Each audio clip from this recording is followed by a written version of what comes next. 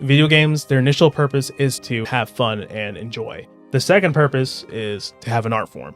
If I'm talking about like truly a game of the year, you need to hit both of those camps, or at least one of those camps really well. We as a people need to challenge developers, challenge these creators to make newer, fresh games.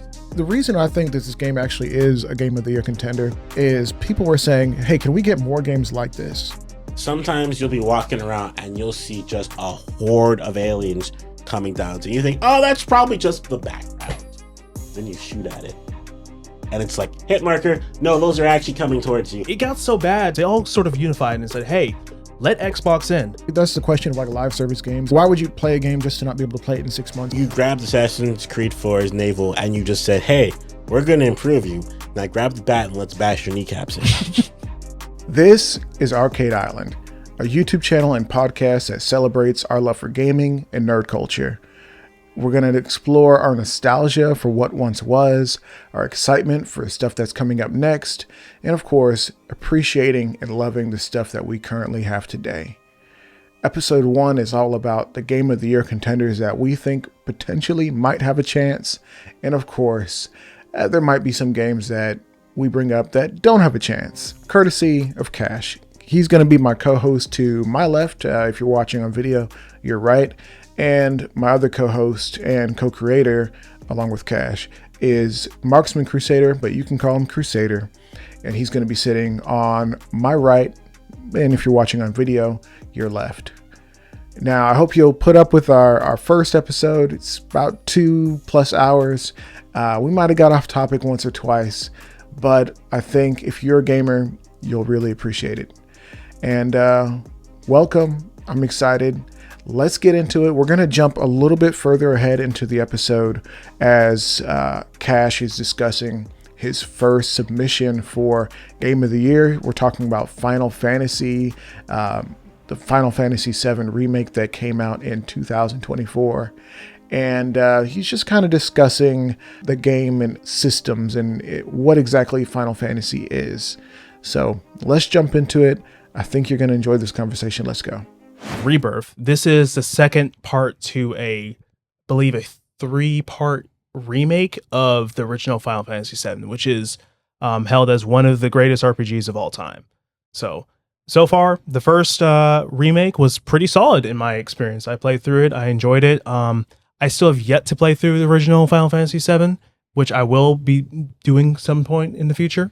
Maybe not right now, since there's so many other games and other things that have been your backlog's got to be crazy. Oh, absolutely, man. I feel that on a spiritual level. But yeah, now with this most recent title, I have yet to play it, but I do own it.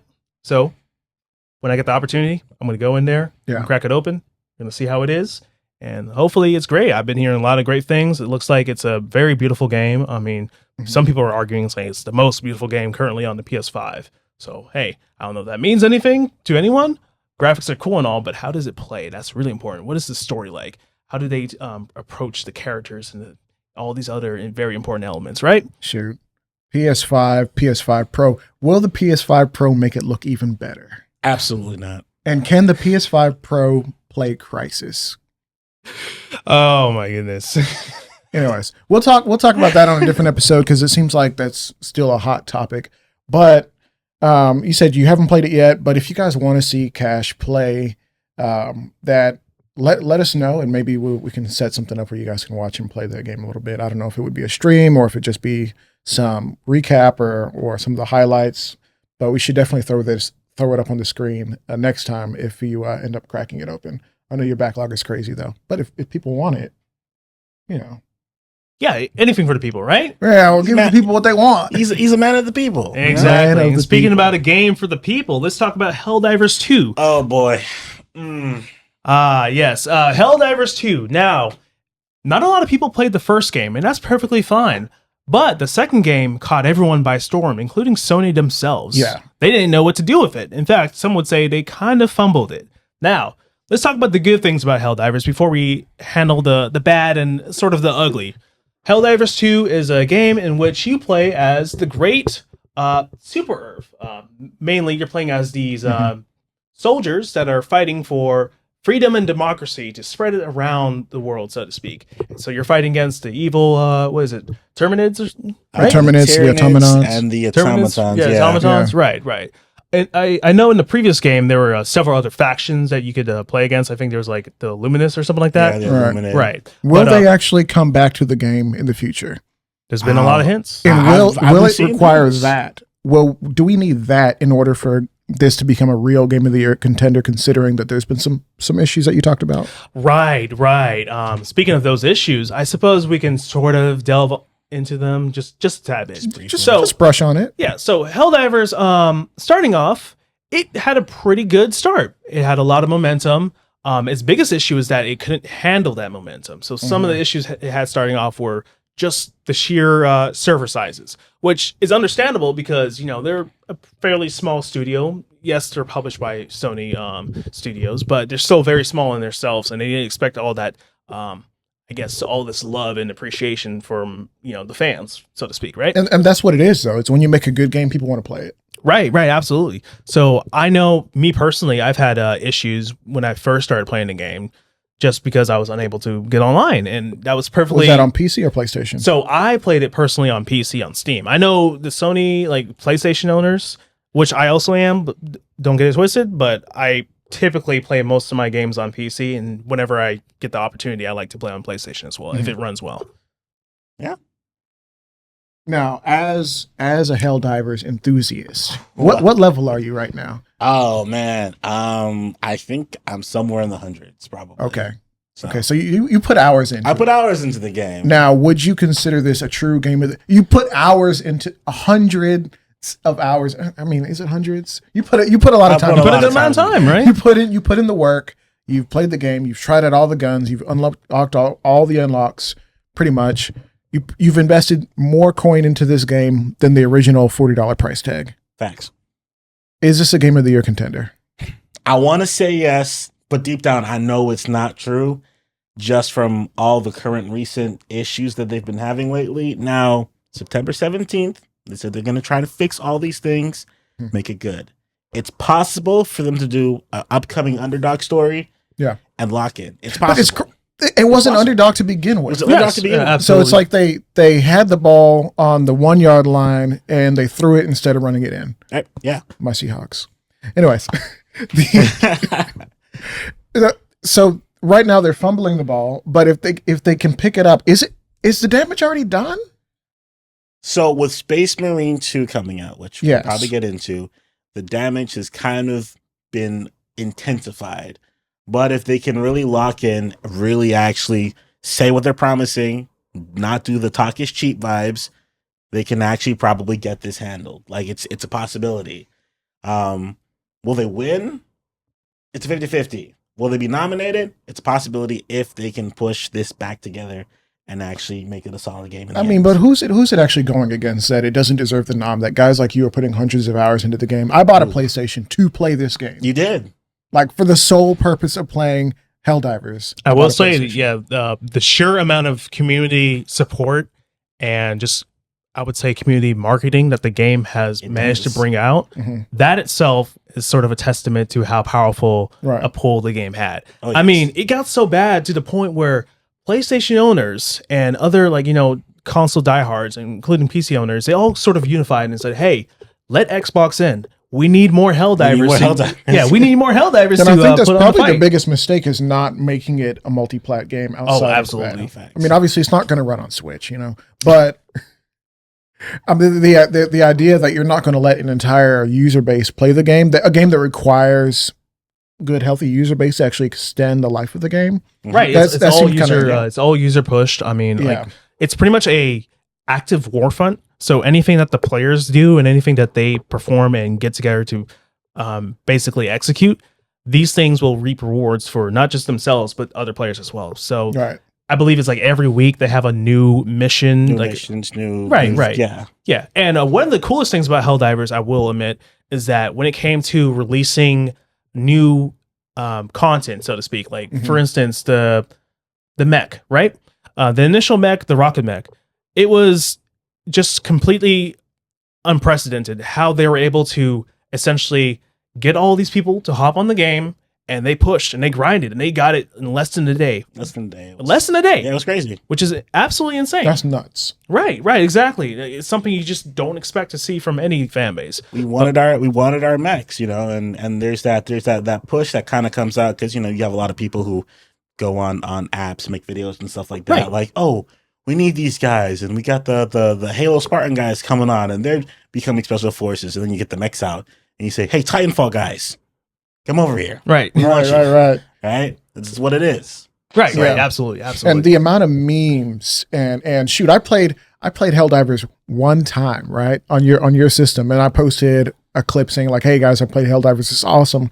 On my other social media that I use for like other stuff, and you guys can check that out later, right? Outside of, I don't want to say it because then we're going to start getting ads specifically for that, and it's just like, you'll mess up the algorithm, right?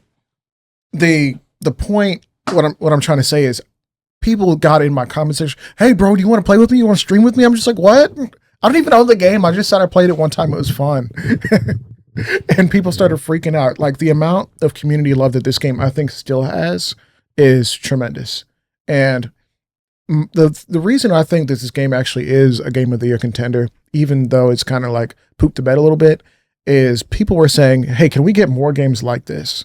Yes, absolutely. Can we get a Star Wars game, but like with a Warfront? Yeah, can we get a Star Wars game like this? Can we get a Halo ODST game like this? I've been saying this forever. We need a Republic Commandos game pretty much like this. Give us Ghost Recon Tactics. Boom. Imagine Gears of War, but with a system like this. They already have their Horde systems, right? Right. Absolutely. But with a Warfront system. It'd be insane. It'd be great. It'd be beautiful. It would be great. Yeah, more games should do this. And not just, I would say, the gameplay mechanics, but also, more importantly, I think the way they handled their freemium sort of method, yes, which, to be honest, I think it's handled a lot better compared to most things. Now, every now and then they have a new battle pass, so to speak. It typically costs around $10, which, all things considered, isn't a lot. And on top of it, it's a permanent pass. So once you buy into it, you just have it. Now, if you don't want to buy in, you don't have to. You absolutely don't. You can just go in, just grind, play through normally with your friends and stuff, and eventually you rack up enough credits to be able to purchase whatever pass you do have to be more selective, though. You definitely have to be way more selective about it. But I definitely think when it comes to just the way they handle the content that they release and grant to the players, I think it's a lot better than most. Now, it's not without its flaws, obviously, because there's still a lot of these weapons and these gear and stuff that are locked behind. And I would say some war bonds or some battle passes, they don't necessarily have too many weapons that will appeal to most people, correct? They're a bit lackluster. Yeah, a little bit lackluster, which, that's kind of a sort of a hit and miss thing. But it is what it is. Now, in regards to their larger issues, I think largely Sony unfortunately messed up by forcing players to initially have to take on the PlayStation Network account. Yep. Because that was tough. Yes. So Helldivers, they were aware about Arrowhead Studios, the creator of Helldivers. They were aware of it, and they were saying, hey guys, unfortunately, you're going to need to log in with this account by May something, and that's something that you just have to do because that's just the deal we had with Sony. And unfortunately, for a lot of people, the issue is that in over 100 countries, people were unable to play Helldivers 2 on their Steam accounts because they didn't have PlayStation Network available in their country. Yeah. Which means the game is unplayable now. And which is horrible because they already paid for the game. Yeah, you paid for the game, you paid $40+ and whatever time and effort you invested into this game. And I think that's a contributing factor to why Concord failed, is they required the PlayStation Network connection. Yeah, that's another one that's really unfortunate because I don't know what it is, but for some reason, Sony seems to be having a bit of an issue when it comes to trying to lock in and figure out how do we make a genuinely impressive, but not just impressive, but a fun to play and a very lucrative, because let's be honest, they're a company that wants to make money, right? How do we make an experience that, appeals to the gamers, but also wants to keep in like a loyal fan base? And unfortunately, I think Concord had the opportunity to do that, but they fumbled the bag immensely because they failed to recognize we need to not just make this game available on PlayStation anymore. These things have to be available on as many platforms as once. I mean, even look at Microsoft. They're not perfect either. They have their own slew of issues, which, but for a live service game, you need the players. Yeah, absolutely. For a live service game, you need as many players as possible. And if that means okay, we're not going to sell as many consoles as possible. Fine by it. They're already winning the console sales thing. Yeah, absolutely. They're absolutely winning the games already when it comes to that. I mean, the only ones they really are worried about is probably Nintendo, but Nintendo's its own. They don't care. But they've been 2 gens behind. Yes. For the last, I feel like 10, 15 years. Oh, yes, yeah. So they really shouldn't worry about them. But, they make great first-party games, but they don't make the kind of first-party games that PlayStation makes. Not the same way, not in my opinion. Yes, yeah, no, they're not necessarily, I guess, passionate about having the biggest, the latest generative graphics and visuals, so to speak. They're not really caring about those things. They care more so about how do we deliver a fun and unique experience on this system? How do we make something that makes you want to go out and say, you know what? I need myself a Nintendo Switch or whatever Nintendo console that they are trying to essentially sell this to you on, right? So, yeah. Fair. I would say, just to add on to that, with it being said with Sony and PlayStation, like you said, with Concord failing, is that they really are not used to doing these live service games. Absolutely. They usually focus on these single player story narrative games, Uncharted, Last of Us, right? Ghost of Tsushima, right? I mean, Infamous. Even historically, they haven't had. They didn't have Xbox Live. They had PlayStation Online or Network, or whatever it was called, and that came like a generation after. Yeah, and so when you think about it, when it comes to live service games, I'm going to say Xbox just has the better factor. PlayStation is kind of still a little bit behind on that case, for the most part. So when you kind of think about it, they're going to struggle with these live service games in general, just because they don't know how to do it at this point. They can, they just don't know how to just yet. They haven't gotten that formula down the same way how Microsoft has. Right. And speaking of sort of like Microsoft and having that formula down, I think also Microsoft, they sometimes get a little bit too comfortable in what they have going on. Halo Infinite. And yes, Infinite is unfortunately one of those examples where, yes, the games is finally turning around, but the issue is you've lost so many loyal fans from over the years that they just become jaded and they don't want to have anything to do with it anymore. Yeah. Well, I do want to make sure that we hit some of these other games, because probably the biggest game of the year contender, I mean, it is from a place where we never thought games would even come from. Not a real console game. Like mobile games, sure, Tencent, they do all sorts of stuff. I think PUBG was probably the only game that ever came out of China, except for that we know of, really. But then there was, Wukong. Oh, okay. So let's get into that. Wukong. Okay. So I know not a lot of Westerners are familiar with the Journey to the West. Funny enough. It's a good read. It is a good read. It is a fantastic read. Now, I know you guys are far more familiar with the iconic series known as Dragon Ball. Funny enough, guess what? Son Goku, he's basically fully inspired from Son Wukong. That's his granddaddy, pretty much. Yeah, that's basically his granddad. That is his inspiration. I guess sort of like how you have a lot of the superheroes who are inspired by Superman. Son Wukong was basically the inspiration for Goku. Yeah. Right? It makes sense.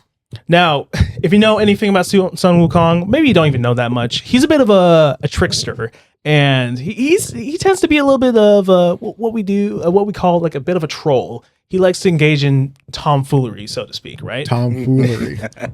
let's go way back. Yeah, let's go way back. So Son Wukong, he has a history of basically engaging in conflict with the gods, so to speak, and just causing all kinds of mischief and problems for them.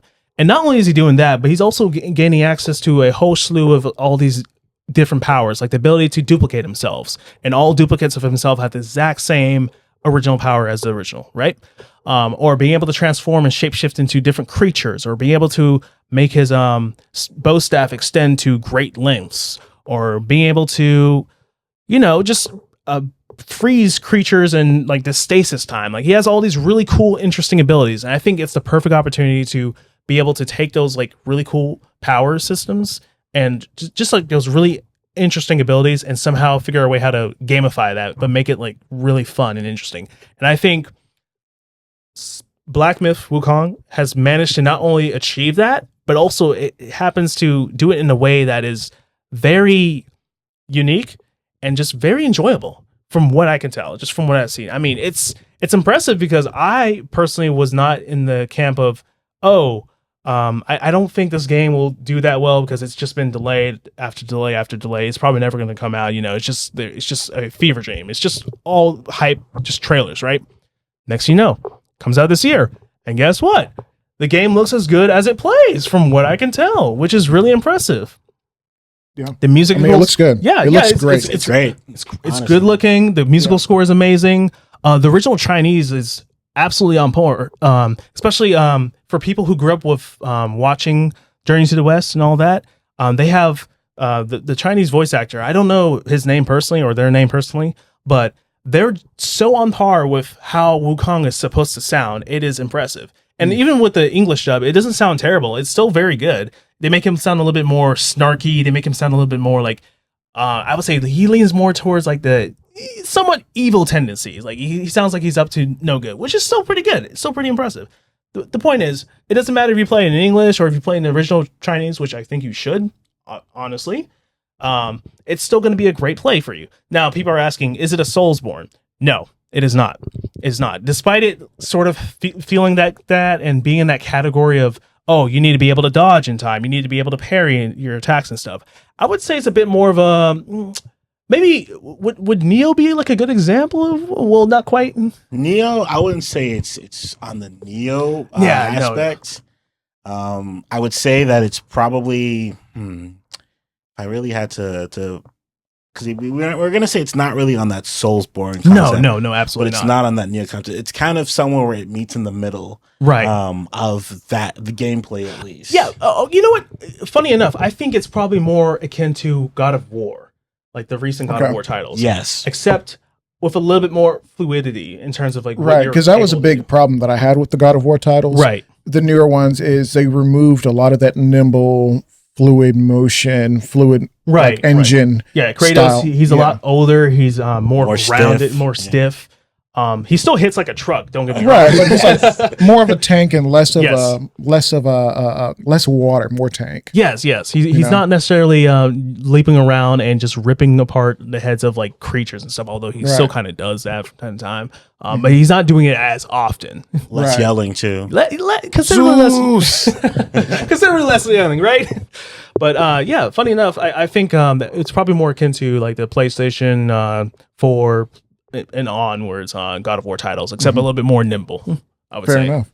So getting back to, this game, Black Myth, Wukong, and really just making sure that we can nail it down. We say, is this game actually, gonna be game of the year? Is there anything holding it back? Obviously, there was the whole IGN scandal debacle thing where they were like, somebody from the studio said something inappropriate at one point in time, and any gamer who's worth their salt's like, okay, well, that's bad, but is it a good game?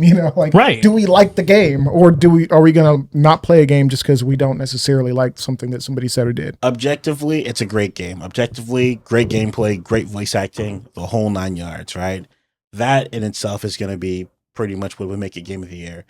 Depending on how the people react to it is going to be a whole nother thing. Like I said, the controversies that have been going on with it, they've had a few controversies in previous game titles that could have won game of the year or at least been nominated, and they had to be pulled out just because game didn't want any controversy. Mm-hmm. So it's really up to the judges of the game of the year and the directors that say, do we want this drama, or do we just kind of want to just scrap it, not put it in there? So it's really honestly up to them. But will they lose credibility if it's a true dominant game of the year in regards to sales, in regards to culture impact, in regards to gameplay and what people actually like about a game? They will definitely use credibility. I think a lot of people will lose faith in those judges. Yeah. I think it's 100% that'll be the case. If that is the case, they'll say, well, you're just bending the knee to other people who probably don't even play the game to begin with. And they're gonna lose that influence. Yeah, and that's the problem with recent like cultural impacts of games, and I guess moral high grounds. And it's like, well, some of these people aren't even playing the game to begin with, but yet they have say in how the game is played. I feel like maybe Concord took a little bit of heat for that just because of some of the way it was designed and some of the things. And yes, it was a game that was kind of more of the same. Mm-hmm. And not for free. Right. I definitely think that was a big issue for Concord because it was basically in the same vein of, unfortunately, it's going up against the likes of Valorant. It's going up against the likes of Overwatch 2. It's going up against the likes of now Marvel Rivals, which is going to release later this year. And that game is going to be completely free. Yeah. All the characters are going to be unlocked. Yep. So that's a real Overwatch 2 contender right there. That's a real Overwatch 2, I guess, rival, so to speak. Right. It might put Overwatch in the ground, obviously. It might. Which I would be happy with that because I've never liked Overwatch. Somebody's going to be mad that I said that. I just don't think it's that fun. Honestly, you know what?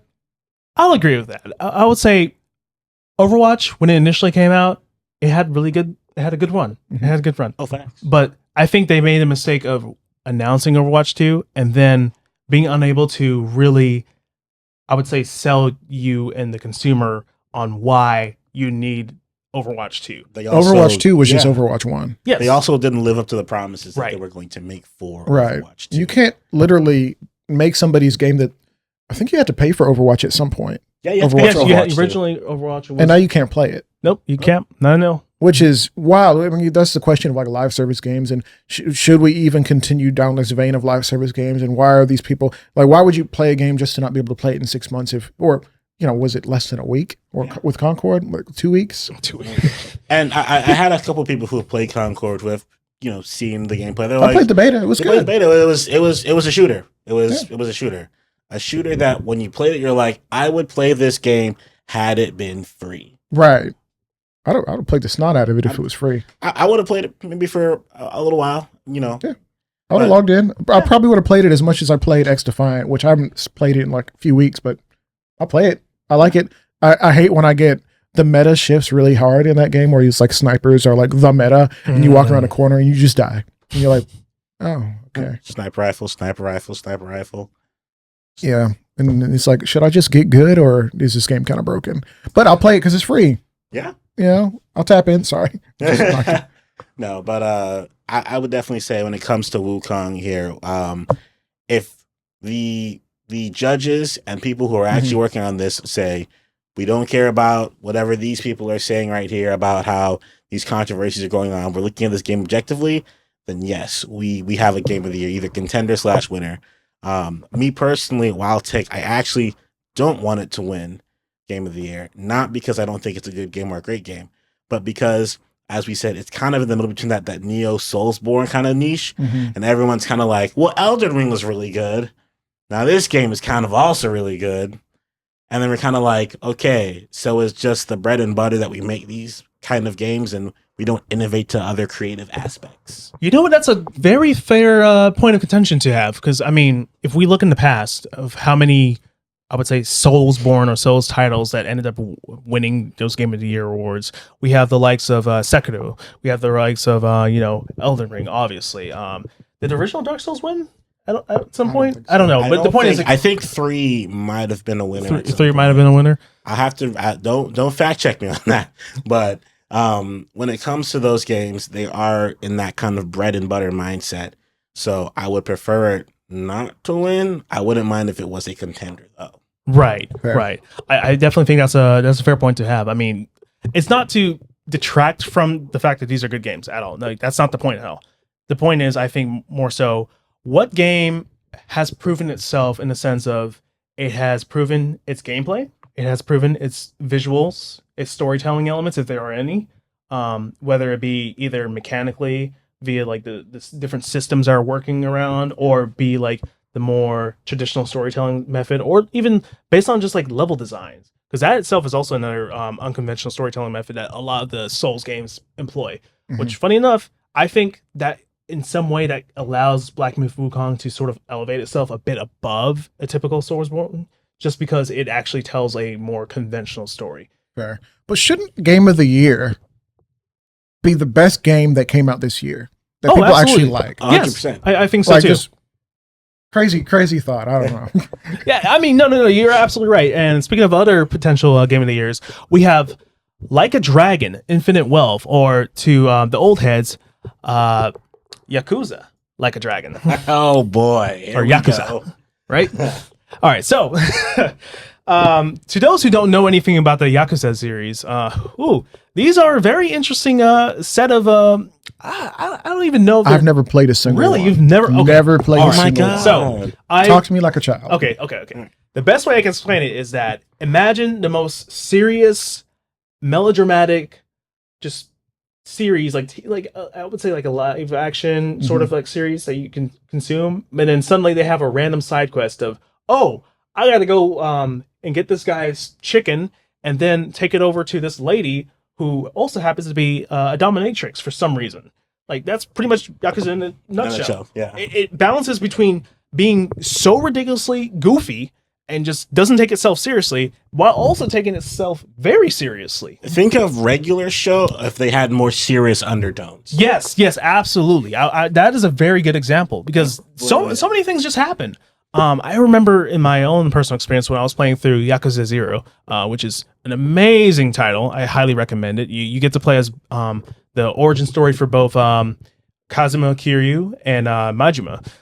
Both of them are excellent characters, and they're very key to the entire storyline of the franchise as a whole. But just playing through those games, I liked both how serious the storytelling was, but also when I got bored or if I just didn't want to do it, I could just run off and go around just beating up people. Because I mean, the combat system is absolutely stellar. Now, is it power fantasy? Because I think the theme that I really appreciate in any sort of game of the year contender is like, do I play this game and just feel totally cool, like super powerful? Okay. I can beat bosses. Right. I can do different things. If it's hard, that's fine. But like, I got to be stronger than I am as a person.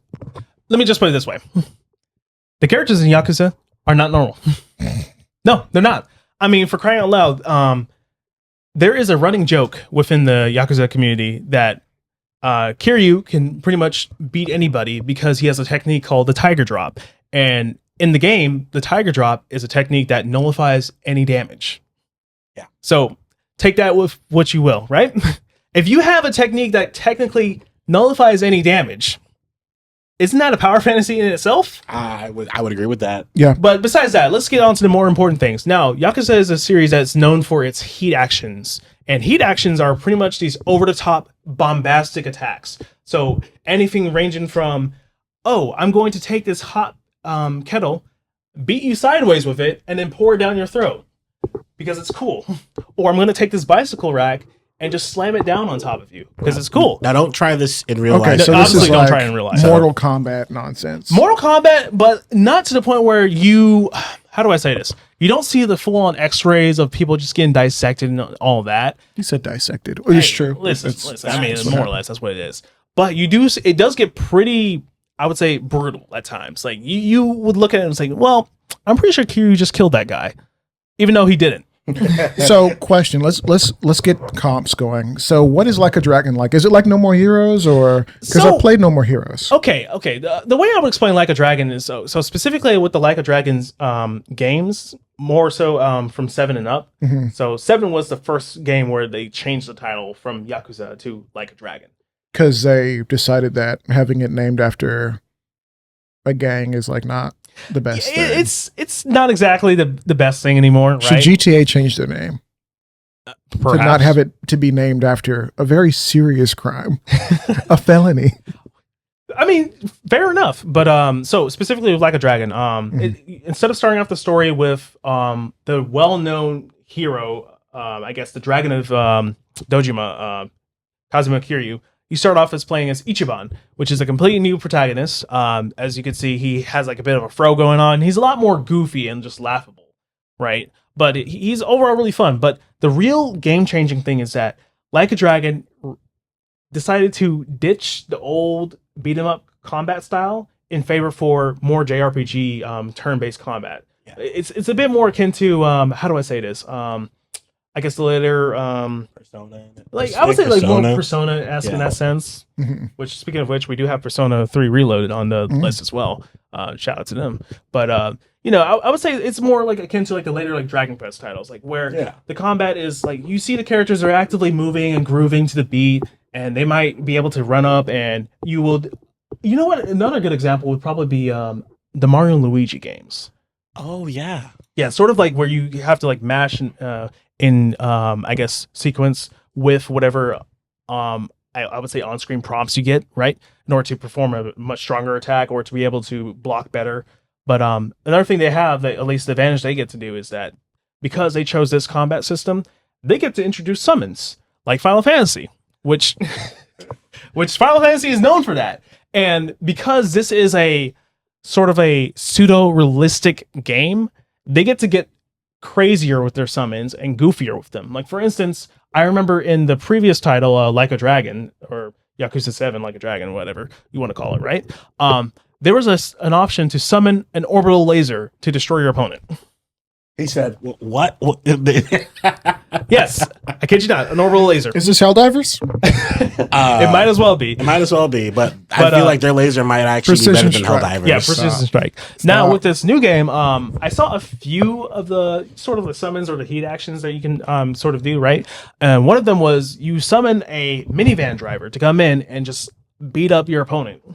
Like, a guy shows up with a minivan, slams the guy in the minivan, slams him inside and beats them up and, tosses them out.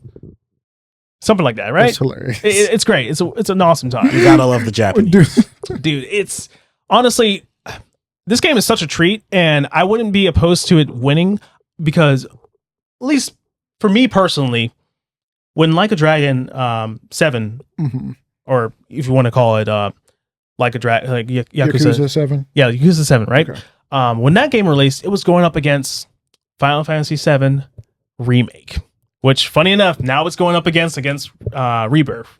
Yeah. So, honestly, when it debuted, I think it did a much better job at capturing not only a brand new system for itself, but it did it in such a unique way while also maintaining a lot of the formula and a lot of the essence of what makes the Like a Dragon games Like a Dragon.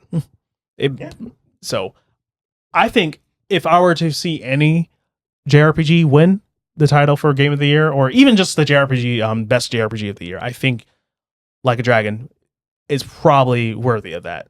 So is that game embedded, at least into the American and even worldwide audience, enough that it would, like, before we hop over to the next title, because we do want to keep going, but is Like a Dragon embedded in the American audience enough, in the worldwide audience, that people would say, like, oh yeah, like a Dragon for real? So because I hear people talk about Final Fantasy, but I don't hear anyone talk about that's sort Yakuza, of the issue with it as well. Is Like a Dragon was sort of their attempt to see how well the American audience perceives or receives this, and they did really good at receiving it. So they're like, oh, okay, I guess we can continue with other titles like a Dragon Gaiden, which was a mini like series just in between the release of Ishin, which was a more traditional, I would say, Edo Japan. Well, not even Edo. I believe it was the era where they had like full-on handguns and such, but still like swords. Yes. Pretty much there was a game that released then, and it's called like The Man Who Erased His Name. I think something like that. Basically, it's a story of like how Kiryu had to essentially drop his name altogether, and he had to be this super spy. I know, ridiculous, right? Once again, that's typically what you would expect from the Like a Dragon series. But even though it had all these, like, I guess the recent games starting to release more for the Western audience, especially the decision to dub the games, because 7 was the first game that was properly, I would say, dubbed, aside from the original Yakuza 1. Okay. But it was, I would say, it's the first like more wide release game where it had like proper dubbing, and they actually had like the go ahead to do it. And it's a pretty good dubbing too. Now, I'm still a little bit of I still prefer listening to it in its original language. That's just the way I do things. But you know what? I don't knock anyone if they want to play it. Look at him, sub versus dub. Hey, okay. No, see, that depends. It depends. That's a whole. He don't even use subtitles. He don't need them.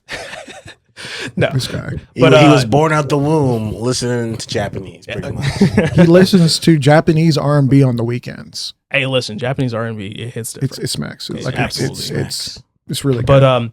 But yes, I would agree with you. I would say, unfortunately, I still think that Persona and I still think that Final Fantasy are still better known as like, worldwide JRPG. I mean, I've been hearing about Persona for a while, and I do want to give you a chance to talk about the game if you need to, but we do want to talk about Persona. Oh yeah, no, we can get into Persona. Well, then let's get into it. Let's get into it. So, Persona 3 Reloaded.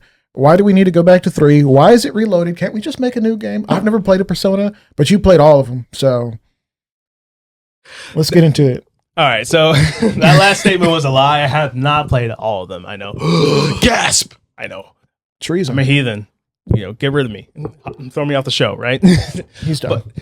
So Persona, it's a game series. So funny enough, it's a spin-off of the Shin Megami Tensei or the Shin Megami series. And those games were more so known for, I would say they lean heavily into, hey, we're trying to get as powerful as we can so we can fight God themselves. That's pretty much the whole premise. Like they handle the more deeper philosophical stuff, just way more just completely out there, like that sort of thing, right?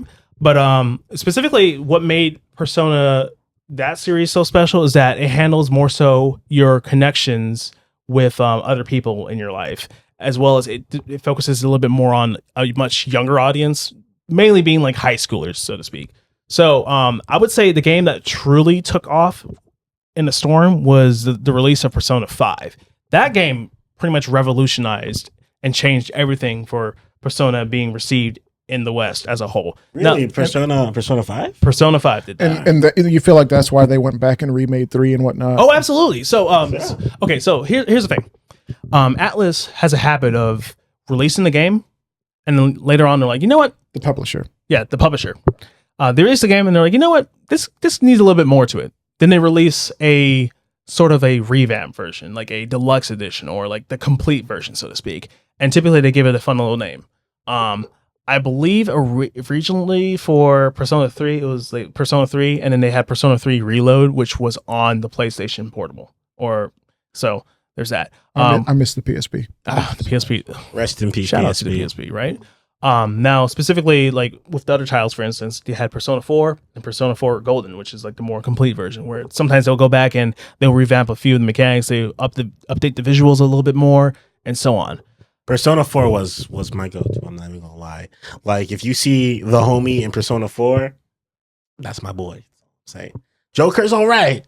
Yeah, he's definitely all right. He's okay. But my boy from 4 is that's where it's at. Well, Persona really did have great market penetration in the sense that they were able to put it into other games. Oh, absolutely. I mean, I still think probably the best market penetration that they had for themselves was the fact that Masahiro Sakurai, the creator of Super Smash Brothers, got Persona in Smash Bros. Mm-hmm. Facts. And before that's a big yeah, deal. that's not something that's so little. I mean, for crying out loud, we also got the likes of Sephiroth from Final Fantasy and Smash Bros.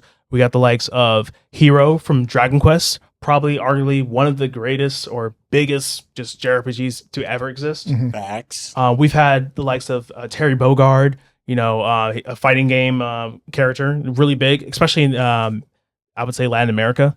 Really big deal. But the point is, like, the fact that you have gotten to the point where you can either find yourself in the likes of crossover games, like, for instance, Fortnite, Mm-hmm. or even Smash Bros. I think that's when you've probably have made it.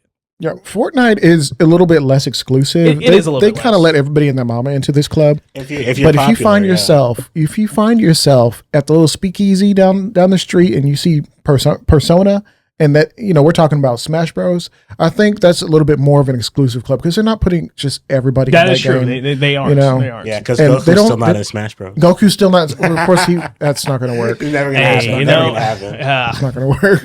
You got to find. You can't have a lore accurate Goku in Smash Bros. No, you absolutely could not. And also, I guess what people also tend to forget is that Smash Bros. At the end of the day is supposed to be a celebration of video games, and It's true. He's an anime guy. Yeah, he is an anime guy. As much as I would love to see my boy Goku in Smash, yeah, that's true. It would be problematic for several reasons. So many reasons. Yeah, so many At that reasons, point, right? why don't we just throw all the Marvel characters in there? Right. Speaking of Marvel, I'm kidding. No, we're not going to talk about that right now. So, is there anything else that we need to touch on with in regards to Persona before we move on to the next title? But yes, so Persona. I'm just going to talk about Persona 5 Royal. So I had the experience of playing through that game, have over 200 hours in it, ended up beating it, ended up playing through the DLC, which was fantastic. Like that last 20 hours or so, give or take, absolutely amazing. And something I have to say about all of the Persona games, doesn't matter which one you play, they all have fantastic musical scores. Every single one of them. Yes. That's just a fact. It's Hands a fact. I mean, there's a reason why people throw their playlist and they have all these songs from Persona on there anyways. It's one of the few game series which I won't judge you if you happen to have their songs on your list. Like you say, oh, I listen to music, and you happen to have those songs in there. I'm like, all right, I'll let it slide, whatever. I won't make you walk today. Exactly. So you're telling me you don't have the song from Super Mario Odyssey in your playlist when you jog? Okay. That's a different story. But the point is, specifically with 5, I think what's so impressive about it is that it managed to sort of take jazz, which isn't, unfortunately, jazz is not as popular as it should be, in my honest opinion. But, it's not for everyone. I get it. But it managed to take jazz, and it sort of, I hate to sort of like give it all this accolades and like praise, but at the same time, it's hard not to, because it did help a lot to help, bring more light and attention to these things. Specifically with jazz, it helped to Persona revolutionized music. Hey, hot take. Hey, listen. Hot take. That's a spicy take right there. Spicy take for for the evening or whatever time it is for you guys. Persona 5 specifically helped to revolutionize modern jazz. Persona saved jazz music. That's saved the jazz title. Music. How Persona saved jazz. I'm gonna need a video essay by the end of the week. Oh my gosh! Right? No, but all jokes aside, I think it did a really good job, at least, of putting people on. Right. Now let's talk about it just so we can bookend this, because we're talking about Game of the Year contenders. Game of the Year, right? Persona 3. We talked about 5, and how Persona kind of revolutionized music, and that's cool. But can it win Game of the Year when we have Final Fantasy? When we have other great games. That's a good point. What do you think? What are we thinking? I want to hear from Nate. Oh. Well, a little. Can it win? I'm gonna keep it 100. Persona's great. I love it. All right, but it's not winning Game of the Year. It's not gonna win. It's not gonna win. It's popular. How did it even get on this list? It has a community, but it's just not Game of the Year. Not when it's got too many heavy hitters. Okay, but it's not gonna win Game of the Year. All right, that's fine. JRPG of the Year. JRPG of the Year. It's still going against really heavy hitters. It's a remake. Really heavy hitters. It's a remake. My personal. Can a remake win Game of the Year? My personal bias is if it's a remake, it shouldn't be in the contenders. Actually, Hot take. If it's a remake, right, it shouldn't be Game of the Year.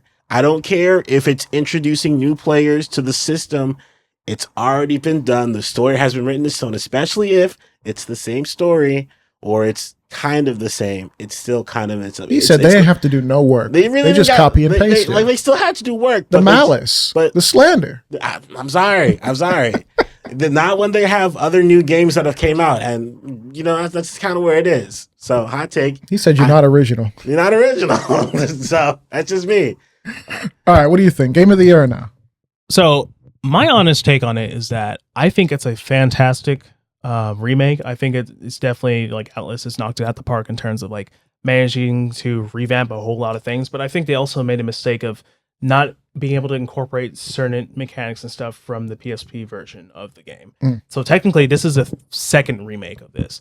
So with that knowledge being said, I think honestly, if I were to give any of the Atlas titles a Game of the Year contender, whenever Metaphor drops their actual, big heavy hitter new title, I think that's probably going to be more of the Game of the Year contender. If we're talking about in simply regards to, hey, this game's original, it's doing its own thing, I think that has more of a contender for being that sort of title. It's still a fantastic title.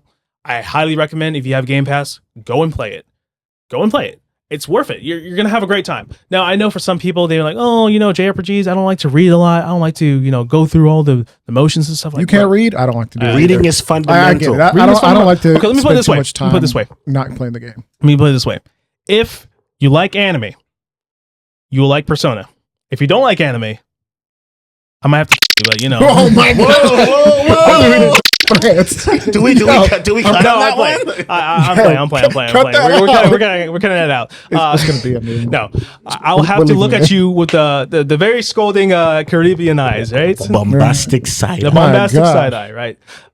But no. Episode 1 of Arcade Island, and it's already taken off the air for threats. Hey, you know what? We'll go. I'll do you guys a favor. I'll cut that out. So here's how it is. If you like anime, you're going to like Persona. If you don't like anime, I'm sorry that your tastes are bad, but that's okay. You said you have trash taste. I'm sorry. It's just you said go read a book. Go do something better in your life. Okay? I guess you go watch like Frozen or something. Yeah, go watch Frozen. Go outside and touch grass. Yeah, it's okay. You know what? Now leave the backyardigans alone. Exactly. But anyways, it's still, I think it's a great time. So if you have the opportunity to play it, highly recommend playing it. Okay, so keeping in the vein of like Japanese style games that have that kind of aesthetic, right? Stellar Blade. Why is that on this list? So I would actually argue and say Stellar Blade's a more Korean style Is it? game. Okay. It's okay. Korean. I'm pretty sure it's Korean. I could be wrong. Me, the uncultured swine, you know. Right. America. Tell me where I'm wrong. All right. So initially, I hate to say it, initially the reason why people were even interested in this game is because of booty. All right? It's because of buns. People are down bad. I'm sorry. People are down bad. I'm sorry. Okay, so they had attractive protagonists or characters? Very attractive protagonists. Okay.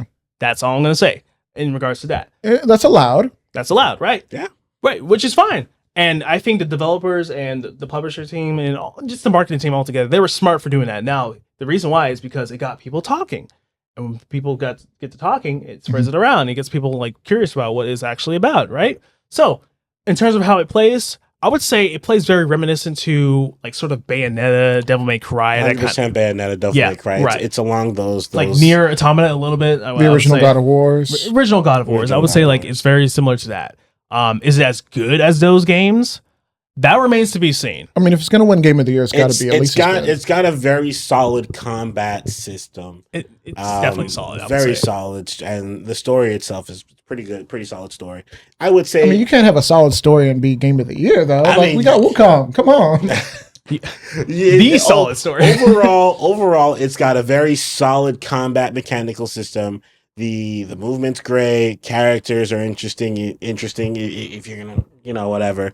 We all know the developers were interested in making certain physics of the game to be more of a priority. We'll just say that, which is a controversial take in itself.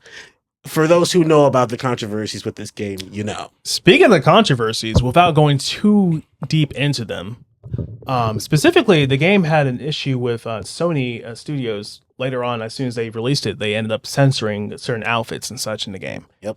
So, for a lot of people, or at least maybe a loud minority, so to speak, I'm not sure how many of you guys are out there that, were upset about it.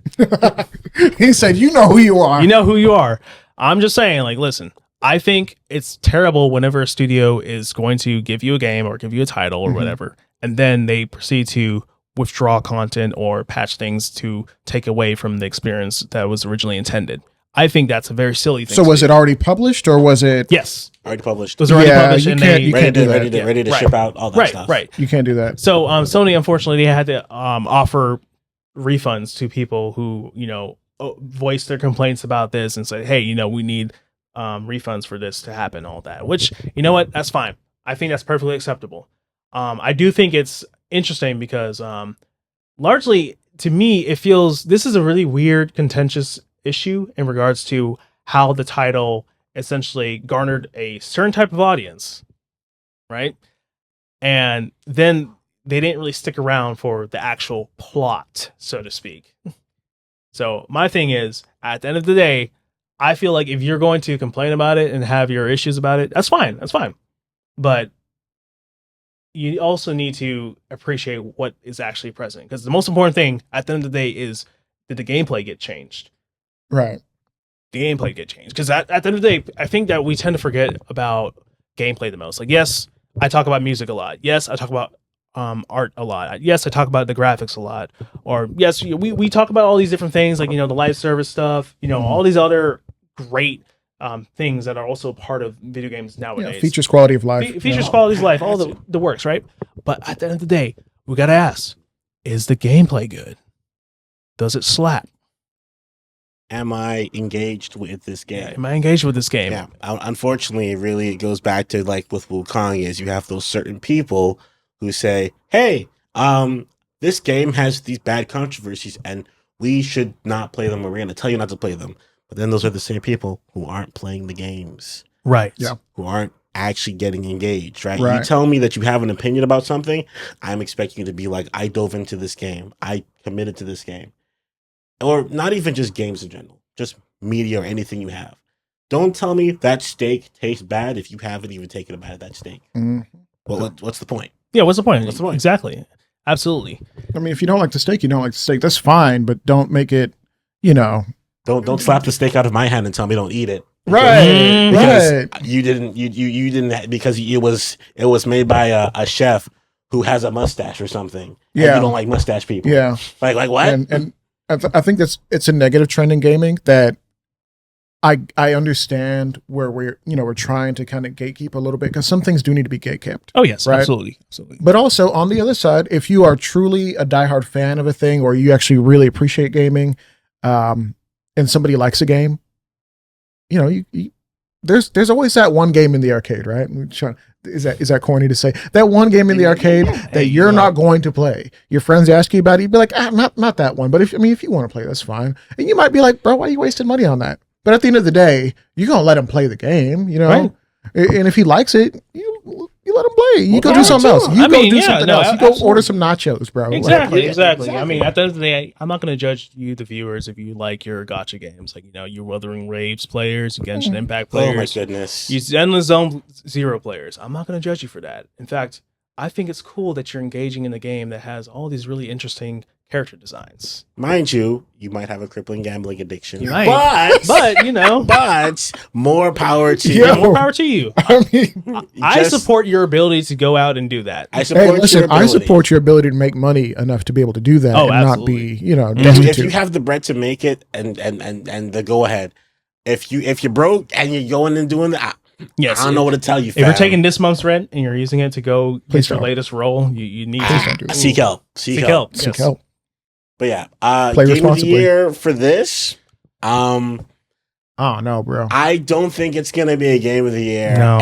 It's really just dumb luck if it becomes a nominee. I mean, graphically, it looks amazing. Like, for those who can, watch on the YouTube side, like just the character designs when it comes to beyond just like, the obvious stuff that people are interested in. Like, I mean, I'm looking at it right now on the green screen. It's got this old man with the cybernetic head and the beard, and it's just like, bro, that looks sick. Like, it looks great. Yeah, absolutely. I think another big factor that really hinders it is that it was released too early. Too early in the year? Too early in the year. And because of that, and with all that controversy that kind of smacked in the middle, like, it just kind of like, you don't really hear about this game as much as you did during the beginning. Had this game maybe got pushed out in like October, September, it would have probably been a little bit more on that, like everyone's still off that high. That recency bias. But now it's kind of like, it's there. So I don't think it's going to either be a winner or a contender. If it is a contender, it's going to be by dumb luck because the rest of these games had some bigger controversy that kind of just flipped it into the garbage bin. Right. Yeah, I mean, movies have the same issue where a movie was made back in, at the beginning of the award season. Okay, well, good luck. You got to drop that thing right before the award season. I mean, yeah. And that's why I think some of the games that we're about to talk about, not the next one, but some of the games we're about to talk about really do have an edge. So let's actually hop into the next game, which came out, I guess, a while ago at this point. Right, I believe it was around the summertime or so. So we have up next Senua's Saga, Hellblade 2. Ooh. Now, Helldivers, Hellblade, right? All that's a lot of hell this year. Huh? Are we obsessed with hell? I guess so, huh? Right? Get some holy waters. Jesus, my Christ. So, I do want to say this about the Hellblade series as a whole. Hellblade is probably one of the few games where it is not a conventional video game. Not at all. 100% agree. It is 100% an experience. It's the kind of experience where you turn off the lights, you put on those headphones, you listen to those ASMR voices going back and forth into your ears, makes you feel a little bit schizophrenic, which is the intended purpose, and you experience the game. It's a wonderful story. The visuals have been on point ever since the first game. And in this game, they've even stepped it up so much more, which is insane to me. Like, just the graphical fidelity is out of this world. But just the photorealism. The photorealism is And we can talk about photorealism because that's something that maybe we should dedicate an entire show to. Is photorealism actually important in games, or should we go back to that artistic stylization? Don't answer that. That's a future episode. For another episode. It's for another time. I have a few takes on that, but for another episode. Yeah. So, but you said the game is atmospheric. It's very atmospheric. It's an experiential event. The photorealism kind of sucks you in. The graphics are amazing. What do you think? Have you? I've seen a little bit of it. I've seen a little bit of the gameplay. I haven't fully played that much of it just because I just haven't got time to get around to it. But overall, though, it's definitely one of those games that is a psychedelic trip, if you will. Yes, psychedelic trip. Psychedelic you mean trip? Like what was the latest Super Mario game? Oh my goodness. Wonder, bro. Yes. Oh my goodness. You want to talk about trippy? Wonder is trippy. It was trippy. Yeah, but this game, it's amazing. I love it. It's I don't know how to explain it, but it's like playing the game is. I think it came out last year for that. I'd put that on my list. But the neurons in your brain are literally going haywire when you're playing this game. Yeah. Honestly, and I would love to have seen a lot more with this game. It's great. Don't get me wrong. It's great. Right. I would have loved to see a lot more with this game. No, you said a lot more, as in like the gameplay mechanics, as in like just a little bit more of the gameplay mechanics, combat, action, yeah, the combat and the action. Because like I said, this is a psychological game, yes, but like when I'm getting like something coming out in my face, I'm like, whoa, right? Me personally, fight or flight, fight. Something comes out my face, I'm a deck it, right? That's just me. But when it comes to this game, you're kind of like, whoa, but there's not. You said less box, right? Right. There's not that going on, but I do think this game is pretty solid. Game of the year? Game of the year? No. Contender? Yes. Contender? Yeah, I would definitely agree with you in that regards. Having played through that first game, I definitely will have to agree with you in terms of like, yes, the gameplay isn't exactly the most engaging. In fact, I think at one point I've mentioned outside of the podcast, like for instance, take The Last of Us. I'm about to get controversial here. Ooh, boy. All right. You're going to get us in Let me trouble. put it this way. Last of Us Part 1 is a great experience. It does not play well. The remaster version plays well. I've never heard that before. Yeah. The master version plays well. Last of Us Part 2, very controversial. Some people either love it or hate it. Me, I've come around to the point of, you know what? I can respect what they're trying to do. I think the gameplay is phenomenal. This is exactly the kind of gameplay that 1 needed. But in terms of the storytelling, I think 1 still takes it. My problem with The Last of Us storytelling, which I know this is like a little side topic, but what irritates me is because of that little first remake that they had to do. If you have to make your remake make the second game make sense, that there's a problem there. You know what? I will agree. So they're playing with the canon. You're playing with the canon, right? Okay. It's you have the second game. All right, yeah. Well, we're not gonna get to the story, but there are certain aspects, certain characters that come into light, and you're like, well, who are these guys? Right. And then you have The Last of Us 1 remake, and they're like, oh, well, it's this guy, and it's like, well, we have to really kind of like force this to happen and kind of tweak a few things, and it's not to say like the games were like 20 years apart or something. You gotta change a few things. These games maybe might be like a 5-10 year apart. Nothing too crazy. I believe first Last of Us was released back in 2013. 2013. The first initial remaster was like peak PS3 game. Era. And it was remastered for the PlayStation 4. Yeah, and funny enough, now we got remastered again for the PS5. Exactly. So the question is, how many more remasters? And so I think, and that's my biggest issue, is if you have to try and make your remake make sense for the canon, you just. You know what? That's fine. I think that's a very interesting point to be had. That being said, I also agree with you. What game are we talking about? We are talking about Senua. Jeez. Hey, listen. We're talking about Senua. I mean, we're geeking out about games. And that's right. We're talking about games. Specifically, the reason why I mentioned Last of Us is because it's in the same vein of like, yes, I think Last of Us has a little bit more engaging gameplay. Yes. But at the end of the day, I still think it's in that vein of, hey, this is an experience. Like, you're meant to experience this. This is not just a video game. Okay, let me clarify that. I think video games, their initial purpose is to be a world which you can escape to and have fun and enjoy. The second purpose, at least nowadays, is to have an art form. Yes. And I think there's a time and place for both. However, in my personal experience, if I'm talking about like truly a game of the year, you need to hit both of those camps, or at least one of those camps really well. The first camp being the most important to me. Like the gameplay needs to be the most important aspect. You got to have a game that I can enjoy playing. You have to game it. So I think, unfortunately, even though Ninja Theory did a fantastic job with producing this title, I think they did a great job at basically creating experience, curating an experience for you, the consumer, to have. Unfortunately, I don't think it's good enough to be to the point where I could say, hey, this is a Game of the Year contender because it handles both the aspects of gameplay really well and whatever its unique storytelling method is. I think that's why I didn't really like Control. Yes. All right. It really tried a lot of weird stuff. Like, let's tell you a really trippy story, psychological, like horrific weirdness. Sure. Let's throw some gunplay in there. Let's throw some power play in there. And at no point did I ever feel really powerful. And maybe I didn't get far enough into the game because I just gave up on it. Oh, absolutely. You didn't. Yeah. And this is coming from a guy who beat it. So there's a lot of games that have a lot of narrative takes on it, like Detroit Become Human, Heavy Rain, right? Those games, right? They're not physically interactive, but they have a story to tell, and it really makes you say, "Wow, what's the next part?" Right. I would say like Telltale Games are so in that vein as well. Yeah. You have a lot of good narrative, but you have choice in those games. The whole engine, the whole like gameplay engine, right? Oh yeah, is around, hey, make this choice, make that choice, find this, find that. I will say that's their advantage. That's their advantage. I think this game would have really possibly benefited from this if they went in that route. You're talking about Hellblade. Hellblade, yes. Okay. If they went in that route. Yeah. I can't say for certain because I have yet to fully play through it myself. Yeah. But maybe if it does have it, correct us if we're wrong. We don't mind criticism. That's fine. But as far as I can tell, yeah, I think you're right. In fact, that was also my criticism for Last of Us Part 2. Because now going back to it, I definitely think a lot of the hate for it was overblown.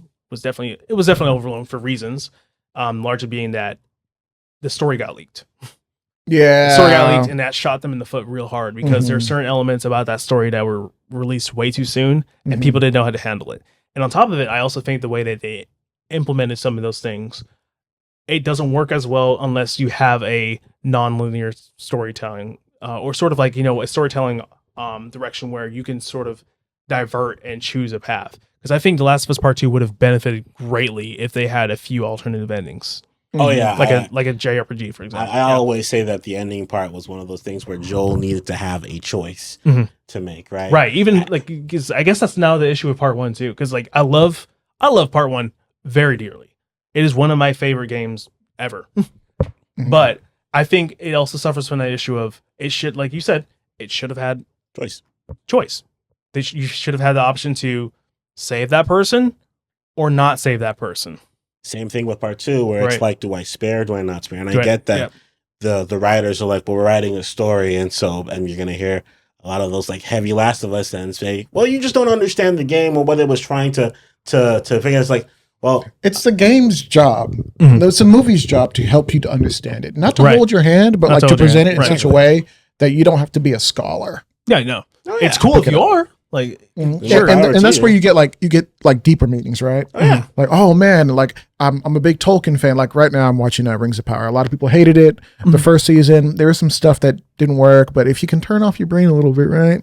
And that's a big critique, right? You shouldn't have to turn off your brain to enjoy this. Like, I want to be able to play it as I am today, or watch it as I am today. Play devil's advocate. I will agree and say, like, yes, you don't have to turn off your brain in order to enjoy something. However, I think no matter what media you consume, there's always that suspension of belief, because that suspension of belief begins the moment you start consuming it. That's right. That's right. Facts. Now I forget even my point, right? But the idea that it shouldn't be so complicated, whatever your story is, or it shouldn't be so jarring or emotionally like isolating or emotionally traumatizing as a lot of people felt traumatized by Last of Us Part 2, right? Oh yeah, right, right. It shouldn't be jarring. So jarring that the general audience can't, enjoy it, and it'd be like, well, you're not cultured enough. It's like, well, I'm somebody who enjoyed both games, but we get to this point and it's not it's not working anymore. Like it just doesn't work anymore. Like it doesn't follow the logic of the universe you've already established. In many ways. But yes, at the end of the day, I still think, shout out to Hellblade. I still think it's a great experience. Oh, great game. Yeah, great game. If you have Game Pass, once again, you know what to do. You know what to do. I'm not sponsored. Schedule some game nights. Yeah. Not sponsored. Turn the lights down low. Get your candles out. Yeah, from what I heard, it's a real short. It's basically a very long movie, if that makes any sense.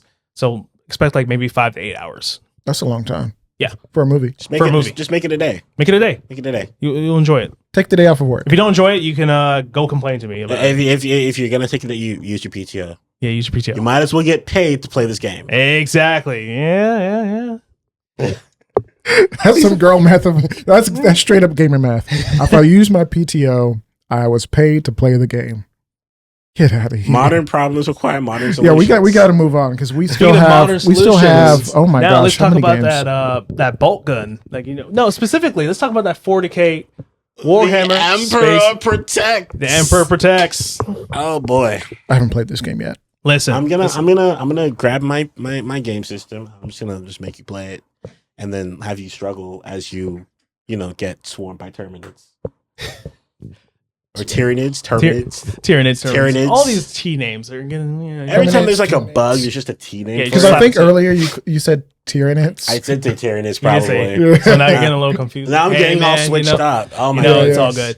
Okay, but let's talk about 40K specifically. I know there's some people who aren't really into 40K. I understand it's more of like the nerd stuff. Mm-hmm. In fact, I'm arguably one of those people who aren't fully engrossed in it. However, I gotta say, so you're not Henry Cavill? What? I'm not Henry Cavill. Shout out to Henry Cavill. Shout out. We just need to get him on the show and just have him just explain 40K for like several hours. Just 8 hours. I think when it comes to 40K, the lore goes so deep. I have been doing so. I think like last year, I kind of got into 40K, not like the tabletop part because I'm not that rich yet. Right. But I have only gotten to the surface. And let me just say, it goes so deep.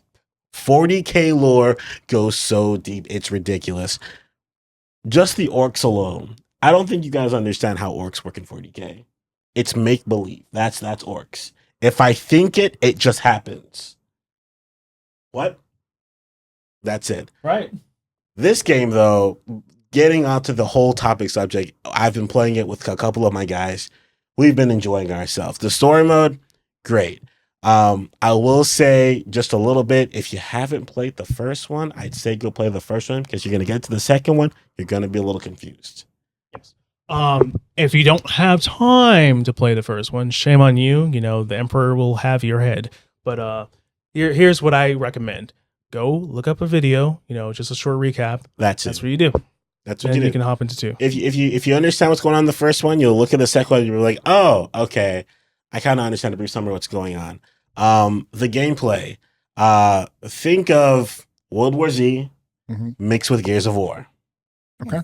That's all I needed to hear. That's all you really need to hear. It's great. It's fun. It's pretty much just the hack and slash power fantasy, which I know you like. I'm big on that. It's pretty much power fantasy. You're going to be having a great time.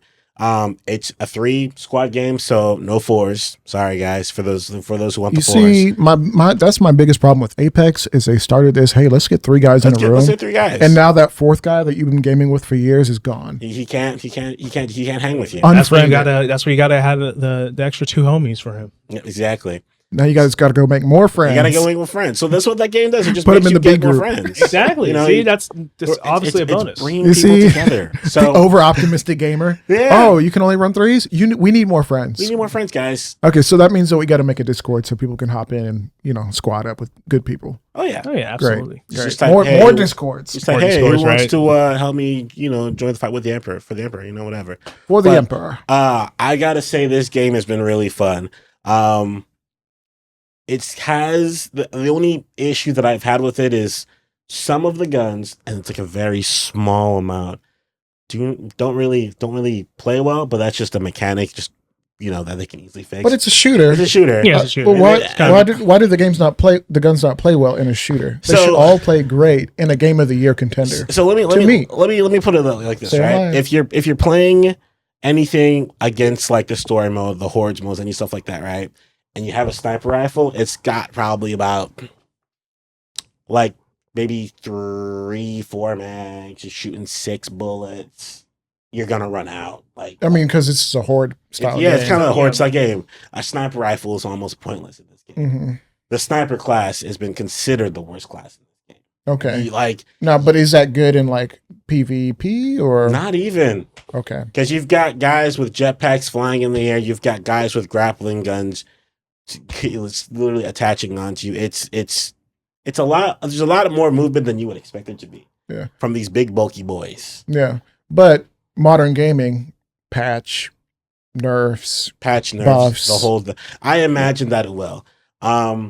It's pretty early in this stage because it just pretty much came out like I would say last week or about 2 weeks ago. It's currently in kind of 2-week phase if you pre-ordered the game. Overall, it's been getting really good reviews so far. I would consider this to be a Game of the Year contender, possibly a winner, depending if they keep to the roadmap that they're going on so far. Right. I will say there has been a little bit of issues in terms of specifically regarding like performance, largely on, I would say PCs. So the issue with PC is that it's almost impossible to properly balance for PCs, just because, one person might have a potato, another person might have, a decent middle working class computer, and that person just might have the NASA supercomputer just chilling in their bedroom for some reason, right? It's not that good, but the point is that sometimes you're bound to have like these inconsistent issues, and I think largely the issue, at least for me personally, was that I had a little bit of an issue in terms of connectivity with another Steam player, right? So there's a bit of like those server issues, and I think that's largely Epic to blame for that. Oh yeah, I would say, yeah. Is this game on all consoles? Yeah, all major consoles. Yeah. Great. Now I got to figure out: am I going to get it for the PlayStation or the Xbox? First world problems, boys. Yeah, it's also crossplay too, so you don't got to worry about. Amazing. So maybe you don't have to worry about that.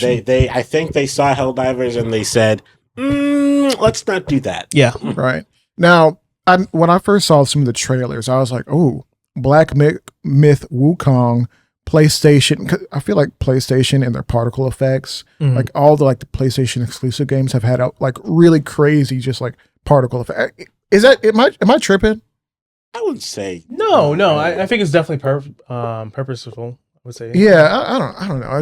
And then I saw this game and I was just like, what? Things are just like exploding and sparks are flying. It's like this looks like a PlayStation game. I will tell you what, right? Sometimes you'll be walking around and you'll see just a horde of aliens coming down to you. You think, oh, that's probably just the background. Then you shoot at it. And it's like, hit marker. No, those are actually coming towards you. What? I got to play this game. Yes, it does that. Oh, it's honestly been a great time. Like all I would say tiny issues aside, in terms of performance, it's been pretty good. Like I would say, even in terms of compared to other games that had performance issues on launch, cough, looking at Dragon's Dogma 2. Oh boy, which we're going to talk about in a bit.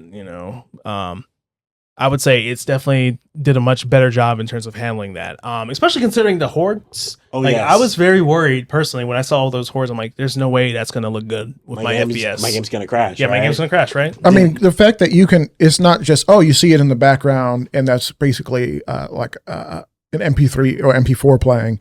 And as it spawns in and as it gets closer, you can actually get hit markers and it actually counts. Yeah. Right. That's crazy. Right. How far have we come in gaming that the Xbox Series S can handle that? Series S should be ashamed of itself, but that's a story for another day. And so with that being said, they have a roadmap that they're that they pulled out, which you can go I get so tired of roadmaps. I know, right? It's a pain in the butt. But just give me the game, man. Well, they got to push out what they want for now, and then they're working on the rest. Listen, Battlefront 2, right? What was the roadmap for that back in the day? Not the new one, because the new one was broken because it had a roadmap, I think. Are you talking about the ones from PlayStation, the classics? The classic. Okay, that's different. Battlefront 2. Right. There was just the game. Like, hey, you get these modes, and this is good, and this is good. Like, to me, if you have a roadmap, it should be like, hey, we made the game, and the game is amazing. The game is perfect. But there are some things that we're thinking about doing if you guys buy the game. So buy the game, and maybe we'll do some more stuff. So DLC. I think when it comes to this stuff, at least, it's more along the lines of, hey, we want to make sure that we're putting the base game here. This is the foundation. There are things that we want to add to the game, but if we put it in now, it's going to explode your computer or your game console. I mean, you got to optimize it at some point. You got to optimize it. So they're working. So they have a horde mode that they're coming up with, right? Where it's just endless, Gears of War. Yeah, Gears of War, just endless battle of you just fighting these monsters. Till I die. Till you die, right? If they probably had put this on there right now, the game probably would keep crashing. Till you're 90. Right.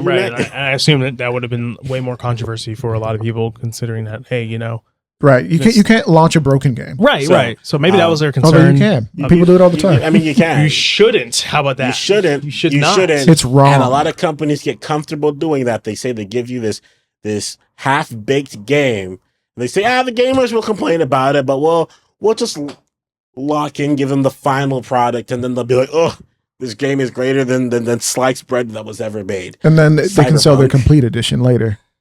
Cyberpunk is a very interesting story. So funny enough, speaking of CD Projekt Red, specifically with them, the darling could do no wrong. They could do no wrong. Mm-hmm. But this isn't the first time they've done this. Nope. Oh, Witcher. Mm-hmm. Witcher. Yep. People have really short memories. People do have short memories because they say Witcher is the best game to ever come around, and then they're like, wow, Cyberpunk is going to be amazing. And Cyberpunk was being developed for like 10 years with spaghetti code. They couldn't get anything right. Golly. Yeah. Their issue was that, it's always going to be the executive as well. That's my go-to. Executives. If you're an executive, I don't like you. Sorry, buddy. Call me. We'll talk. Yeah. So the issue with the Cyberpunk specifically, I think, was that it got so overhyped to the point where they were thinking about including so many different mechanics, so many different things that they couldn't deliver. I mean, it's truly an expansive game. All the things, right. I mean, even stuff that they came out with more recently, like, oh, we can mod this and change this, and you can go back and delete all these things and redo it. It's overwhelming. And that's my biggest problem with games like that. And even go back to like the Division and Division 2. It's like, I'm doing math to figure out how I'm going to play this. I don't want to do math when I'm playing video games. Doing math in Division? Multiply. Is that a dad joke right there? Stop. Multiply it and add. Stop. Oh my gosh. So like, and maybe that's just my taste as a gamer, but I don't want to play it like I'm playing a Japanese card game. You know what I mean? Like, or now if you use this card, it's going to add +5 damage, and it's got to multiply it amongst all the players. And how many cards do you have? I don't want to do that. Just make it bigger. Am I himbo for saying that? Just make the boom bigger. Here's what you do, right? You just look at the bar that says which one gives you the most damage, and then call it a day. Just be a glass cannon. Right. Yeah, exactly. Make the game more fun. Exactly. You just got to approach it like how the orcs approach life. If I don't like it, I'm going to fight it. If I like it, I'm going to fight it.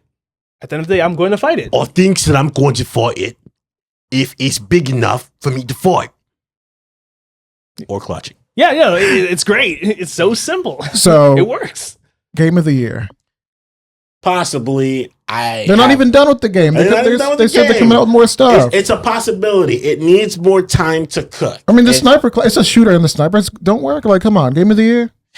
Like I said, it needs more time to cook. If they can make the sniper class more better, and they keep doing what they're doing with their roadmap, they can have a game of the year. All right, so here's my take on it. I think it's a better contender for game of the year next year. Ooh. Now, what are you talking about next year? Game of the year is this year. I know. Now, hear me out. I'm just saying, because by next year, it should have most of that content in there, right? And when is GTA coming out? Next year? No, 2026. Probably. That's what year are we in? GTA 6, 2026. Okay. Okay. So what are you talking about next year? So specifically, I'm saying, like, if this game, me personally, I would have delayed it until like November. Like mid to late November. That way, when it's after the Game Awards. After the Game Awards, get people hyped up talking about it, and then next year it becomes a contender. Show the trailer at the Game Awards. Yeah, show the trailer at the Game Awards, whatever. You talk about it. You say, hey, it's releasing today or whatever. Like, that's probably something they could have done. But then you'd put it at the wrong time of year. You need to drop it in June or July or August so you can be positioned for Game Awards. Sure, yeah. Absolutely. Put it in the middle. I mean, the game got delayed anyways. Warhammer got delayed. Oh yeah, it did. 100%. Yeah. Are we cool with that? Yeah, Space Marine 2 At this point, I think a lot of people after the Cyberpunk controversy have been like, let's just let these guys do what they're doing. Let them boys cook. So that we don't have to get something half-baked. Yeah. And some people are still kind of impatient, which they send death threats to the people, and which is terrible. Hey, Yes. like what's They wrong do. with you? I don't right? know. People don't have lives, I guess. Yeah. But we've kind of a lot of people have gotten to the point where they're like, well, just let the game developers do what they're gonna do. If it comes out, it comes out. I'm not gonna stress about it. I have enough games on my backlog anyways Yeah. to hold me out. Yeah. Right. Yeah. Fair. Like I have this whole mental thing with Snake Eater Delta. Like, I'm not gonna rush it. I'm gonna just let them do what they're doing. Yeah, let them do their thing. I mean, it's Konami. It's Konami. Okay, so anyways. now speaking of games that should have been delayed. Ooh. All right, so I'm a big fan of the OG Dragon's Dogma. I think the OG Dragon's Dogma was ahead of its time. Straight up heat. It was straight up heat. It is definitely everything what you would call a power fantasy. I mean, what? It's got dragons. It's got cool warriors. You had me at dragons. Exactly, dude. Dragons. No dogs, though. No dogs, though, unfortunately. But they do have mods. Get out of town. But the point is, it did what it did, and it did it very well. And its pawn system was also really cool. Now, I have to say... Pawn system. The pawn system. So, like pawns, like you have pawns? Or like are you pawning So basically idols? the way it works is that you would recruit these special warriors or whatever. I love recruiting. Yeah. Metal Basically Gear. AIs that would work alongside you and help you and assist you with things. Sometimes, at least for Dragon's Dogma 2, they would aid you and like, hey, master, I found some berries over here. You should go check it out. Like, oh, cool, thanks. Or hey, check out this treasure I found. They bring the treasure chest to you. I'm such a sucker for recruiting people that I will purposely not kill anyone in Metal Gear 5 because, well, let me just look real quick. You're actually really strong. I'm going to recruit you now. Against your will, of course. Right, against your will, right? You may have had like a wife or kids back home, but doesn't matter. You're here. Your family now. I could have killed you. So basically, you turn to Batman. You just claim another bad orphan. Literally, just claiming orphans. Yeah, exactly. There you go. Yeah, it's a problem. Yeah, right. So specifically, Dragon's Dogma, I think they have a lot of really cool and interesting systems. The game looks great. Oh yes, it does look real good. It plays pretty solidly. Now, I will say, it's not for the faint of heart. No, it is really not. As in, it's complex and deep, and I wouldn't like it.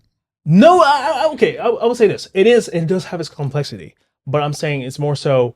This game, it has a habit of, like, for instance, we don't do fast travel. I mean, we do fast travel, but it's going to be in a certain method. Like, you have to. So, okay, speaking of that, I'm going to get to that in a second. So it's like Starfield. You have to be super patient. You got to be patient with it. Like, you pretty much, they want you to pretty much experience the world as it is. Because the issue with fast traveling is that you don't really experience the world for what you see. So, I mean, didn't Legend of Zelda, Breath of the Wild, wasn't it kind of like that? Where Breath of the Wild was very much so like that, and they didn't give you fast travel until an update way later on. Yeah, fair. Skyrim, but they even limited fast travels. Yeah. So there's that. So specifically with this game, it does a heavy job of like trying to fulfill that sort of like power fantasy of hey. We have the ability to choose these unique classes. You can also multi-class into like different types of classes. So you can have like a magic archer, or you can have a dude who summons like great illusions and stuff, to the point where you can convince a giant or cyclops to walk on a bridge that's not even there and fall to his death. Ooh. It has a system that's very similar to like Monster Hunter, where you can launch yourself on top of enemies, including your pawns can do the same thing too, and you can just like wail on them. The pawn AI goes kind of crazy. It does go crazy. I'm saying like this game is very in depth for what it does offer, but the biggest issue that was working against it, once again, unfortunately, was that performance on PC. The performance was egregious. It had frame stuttering issues. It had specifically when you would go into towns, the game would just go boo-doo-doo-doo. I give up. Yeah, I just don't want to do it anymore. There's too many NPCs here. I'm tired. I haven't used a Microsoft computer in so long because of the content stuff. So the fact that you pulled that out your back pocket was just right. Yeah, but that's sad because you got to be able to enjoy your game all the way through. Like we can't have. I mean, I understand. Like, okay, in the craziest battles where we're like breaking the game, where we're we kind of figured out a way to spam 100 explosions, and the game's not really prepared to do that. Right. Because you're breaking the game by like presetting explosions. And okay, Baldur's Gate. I can understand. Yeah. Like overloading the game because you got crazy with it. Right. You're being very intentional. Yeah. Right. But when you're trying to do a basic thing, like walking to I went a village, into a town. You went to a town, and all of a sudden your frame rate goes from 60 plus down to 20 to 10. And I understand sometimes the games are going to downscale the frames because you got to. Okay, well in clips and cutscenes we're just going to run it at 30 or whatever because we can. Right. See, that's fine. I'm willing to accept that. Another issue too is that the game did try to reach for that 60 FPS initially for the consoles, but then when they released, they had to drop it down to 30. Like they did notify people and say, "Hey, it's going to be running at 30 on consoles." That pissed a lot of people off. Because you would have just bought it on PC. Yeah, no, absolutely. So my thing is that when you're dealing with frame rates, you have to be very careful how you go about it. Nowadays 60 FPS is like sort of a mainstay for most games, and that's kind of a big deal. I'm not saying it's necessary for every single title, because some titles don't even need it. Like honestly, JRPGs don't really need it. You'd be fine with 30 because you're not really moving around a lot. There's not a whole lot of things going on.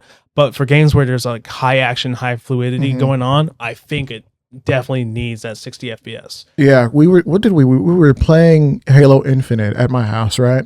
And I was playing on the Series X and you were playing on PC or on your old laptop, and it couldn't handle the higher frame rate, so I think you had it running at like 30 or something crazy. It was like 30, yeah. And I was looking at my system running at least, I think it was running 60 because we didn't have a TV running it at 120. And then I was looking at your screen. I was just like, "Oh my gosh, how are you playing? Like, how are you playing this game right now?" I mean, the game is running too fast, right, to be playing it at 60, which is doable, half speed. Yeah, I don't know. I'm my computer somehow found a way to get a kill, fighting for its life. You ever seen that video where he's like, "Look at my ping! I had to kill 3 matches ago." Oh man, that's the funniest video.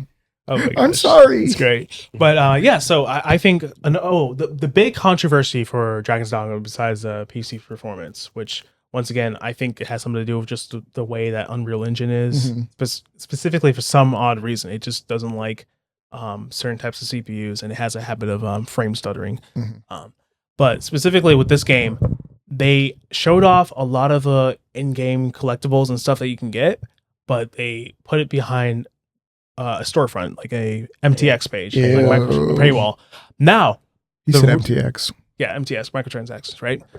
Yes. Now, the thing is, all those things, you can earn them in game really easily. Really easily. Like, it's not... I wish they would have promoted it so much more, saying like, hey, these things are all stuff you can find in game, but for you dads out there who have 2 jobs... You're talking about me? Taking care of 2 kids and whatever. Why is he talking about me? Maybe you don't got time to grind as much as homeless McGee over here, right? So talking about yourself. Hey, yo. But so for you guys who don't got time to grind, okay, sure, you can cough up a few bucks and you'll be able to if you don't mind supporting the creators, because I think really that's just a system to support the creators. It's definitely a system to support. If it's not at all, because what was it? That was that Ubisoft sparring fighting game that you used to love. For Honor, right? That the big controversy with that is, you could earn everything in the game if you lived 2 lifetimes. Oh, facts. Like it's not actually possible to earn some of these things. Oh no! So you would actually have to pay money. You already bought the game, right? You bought it full price, and now you have to pay money. Full price. You bought the complete edition. You bought the year 2 bonus packs. And you still don't have everything in the game. And that's my biggest problem. 20 different season passes. That's my problem. Is if I buy the game and then I buy a second game's worth of passes, I should have everything. At some point, you end up just paying for 3 games over than what you've already originally done. And is that the grift? Is that the scheme? I think for the big companies, yes.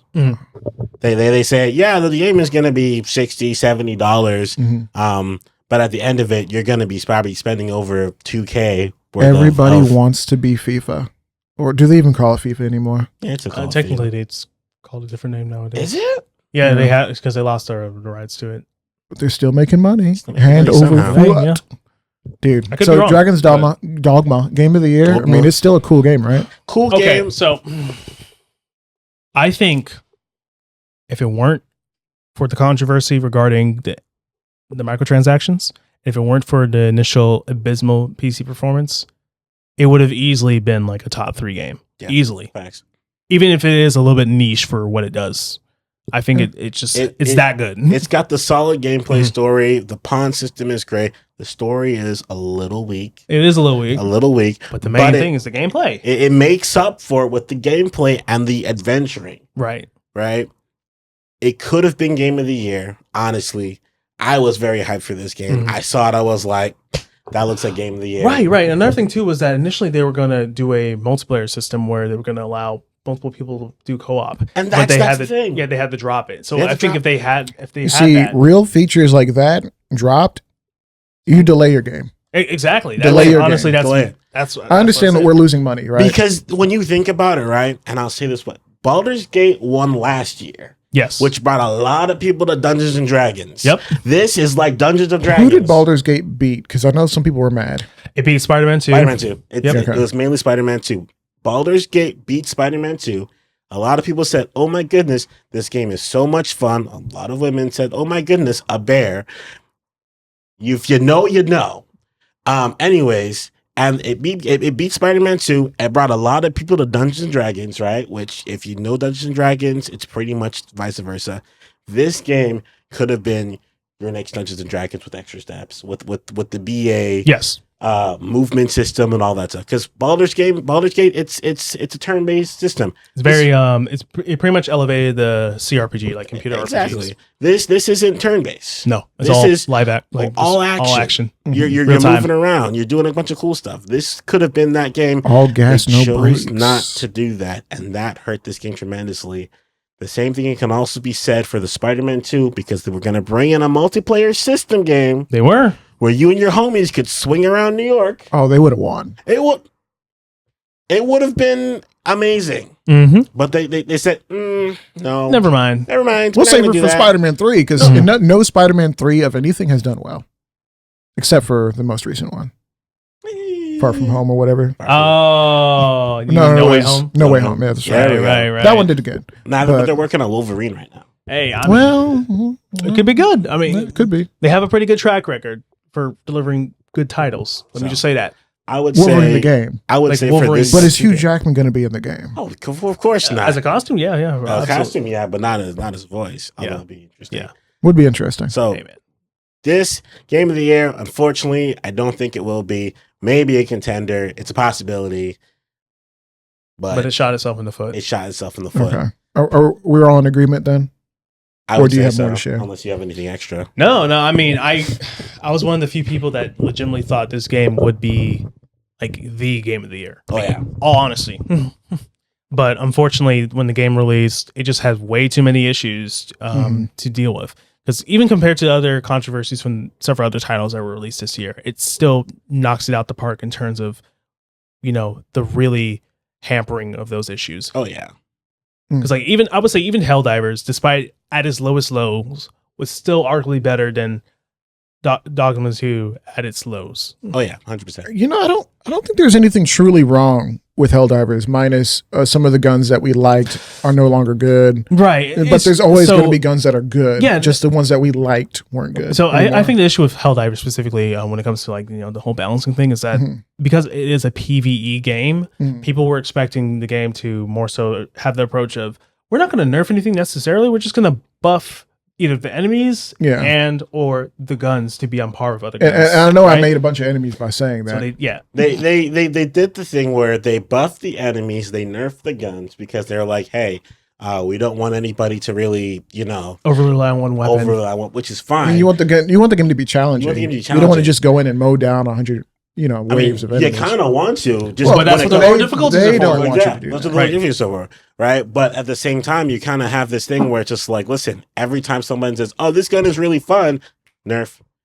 Oh, this game is really fun, nerf. Yep. And then you have these other guys where they're like, hey, can you stop nerfing guns? Then you have the guys up at Arrowhead to say, we're going to do these things, and we're going to get this stuff handled.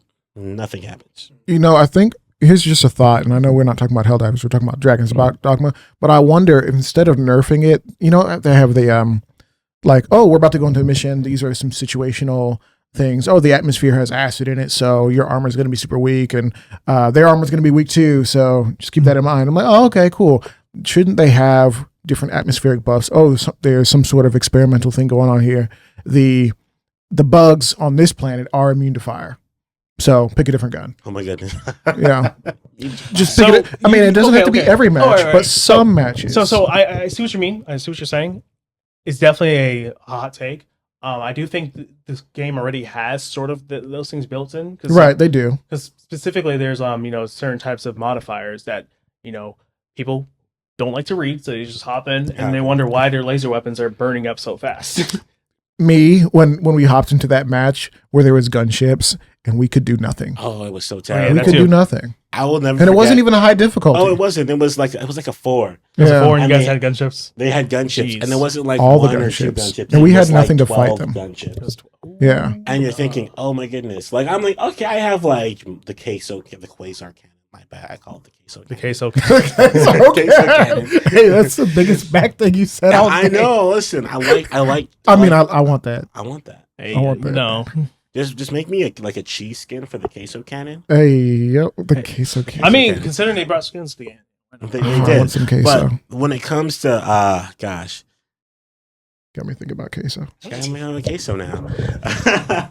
No, but Helldivers in itself, or not just Helldivers, but just most games in general, they don't have that take where you kind of need to listen to your community and don't listen to the toxic guys that are just complaining. Right. Because it's not just the online guys, right? Because there's more people who play. There's a lot of 12, 15, 13-year-olds who maybe they don't have social media. They're not tweeting at you, but they're trying to play the game and have fun, but they can't because you go in there and you get smacked because the gun that you thought was decent that you paid money for. You did pay money, and that's where I'm gonna, come at them a little bit. If I paid money to access a certain gun, I had to earn it with, through unlocking it through gameplay and whatnot. But if I paid money for the pack and now all the guns in your pack are trash, like what did I do? I will say that was their biggest controversy with the latest patch. The fire patch, they brought it out, said we got fire weapons, there's a fire pistol, a fire this, a fire that, and then right afterwards it said we're nerfing fire damage and the bugs will have more resistance to fire. That is sinful. That was, and then you look at them and you're like, what are you doing? Why would you do that? Right, because to me, that... Okay. This isn't even like a skill issue at this point. No, absolutely not. Because for the longest time, people have been voicing the concerns regarding like, hey, the flamethrower needs to be better. The flamethrower kind of sucks. It's kind of trash. They finally buffed the flamethrower. Like they really buffed it. Because one things I will admit that I do appreciate they did was, yes, the railgun nerf sucked. However, I do appreciate it because they ended up buffing all the other options to make it just as good, if not better. So you had stuff like the EAT, expendable anti-tank. I like to call it, we eat in this household, okay? We eat. Or the recoilless launcher, all these cannon. That one as well. Even the flamethrower, all of them were now effective methods for dealing with the heavier armored enemies, like the Charger, for example.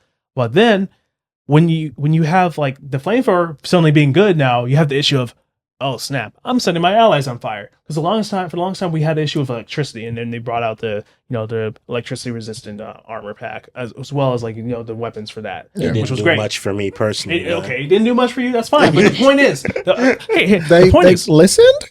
The point is they listened. Kind of. But specifically with the fire is like, oh, you're about to bring one of the coolest, if not greatest, war crimes to ever exist into this game. Right? Burning things down, which is, listen, it scratches a certain type of itch. But fire is fun. Fire is fun. Okay, fire that's all I'm gonna is say. Fun. But then that's the new slogan for the show, guys. Fire is fun. But like you said, how are you going to release a new pack full of all these types of weaponry, all this like very season exclusive kind of thing, like, well, not exclusive in the sense of like, yes, it's still there for you to get it anytime, right? But how are you going to release this and immediately nerf the main thing it was supposed to be used for? It's pretty much just a Febreze launcher at that point. Yeah. Yeah, no, because you at that point you're it's like you're using the old school raid on them roaches, and they just look at you and they just cough and and they slap you and they take your wallet and run away. They crease your J's. Yeah, they stand up on business. You know Bow up real big. This is my house now. I'm paying the taxes. You're like, oh, my bad. My bad, bro. My bad, bro. I didn't know you were like that. I didn't know. Can I buy you a drink?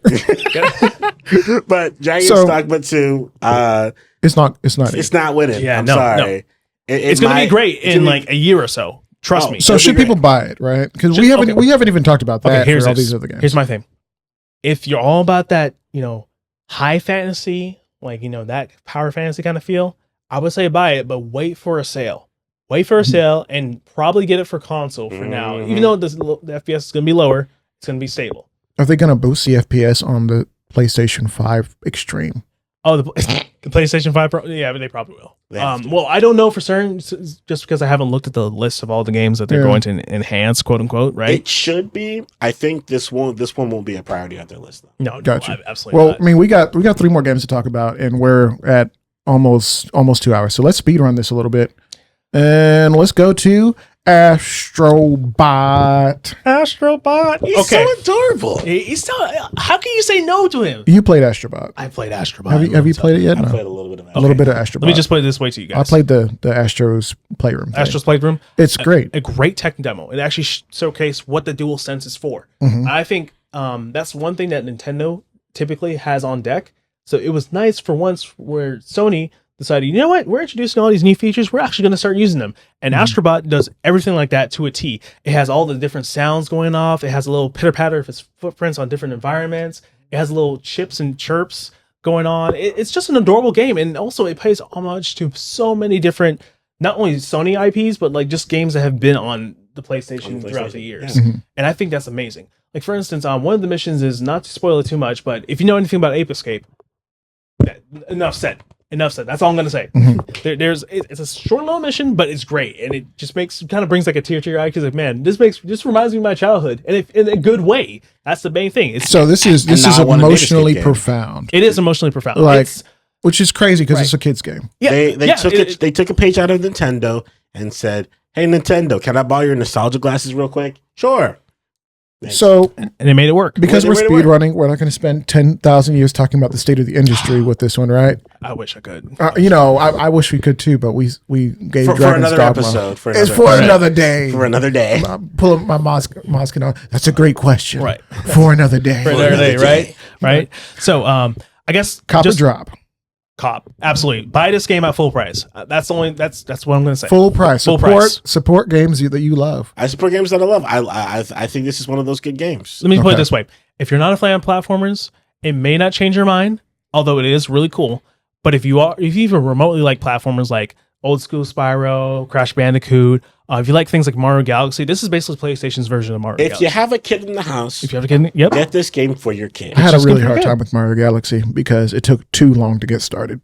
You know what? This game doesn't do that. It doesn't have that issue. It gets right into it. And each world feels really cool and unique. And I think it's great just how much it engages. I swear people are going to say I'm some sort of illiterate himbo he refuses to read. He don't want to do math. The game takes too long. Grow up. Oh man! So Astrobot, game of the year or what? I mean, it's a kids game. You know what? It's a fun kids game. Let me put it this way: if Nintendo doesn't take any of game of the years for the family friendly games, this game will take it. Yeah. So Astro, for some reason, I thought it would have a different name. I feel like it could have had a better name. It probably could have had a better name. Sure. But this is also their first attempt at making a full-fledged title. I feel like if they had made any other fancy titles, people would not be attracted to it. Yeah. I think the fact that it's just, this is Astrobot, people say, oh, you know what, this is like one of Sony's, the PlayStation's like mascots, right? Right. Mascot, right? I'll give it a try. Yeah, I'll give it a try. Mm-hmm.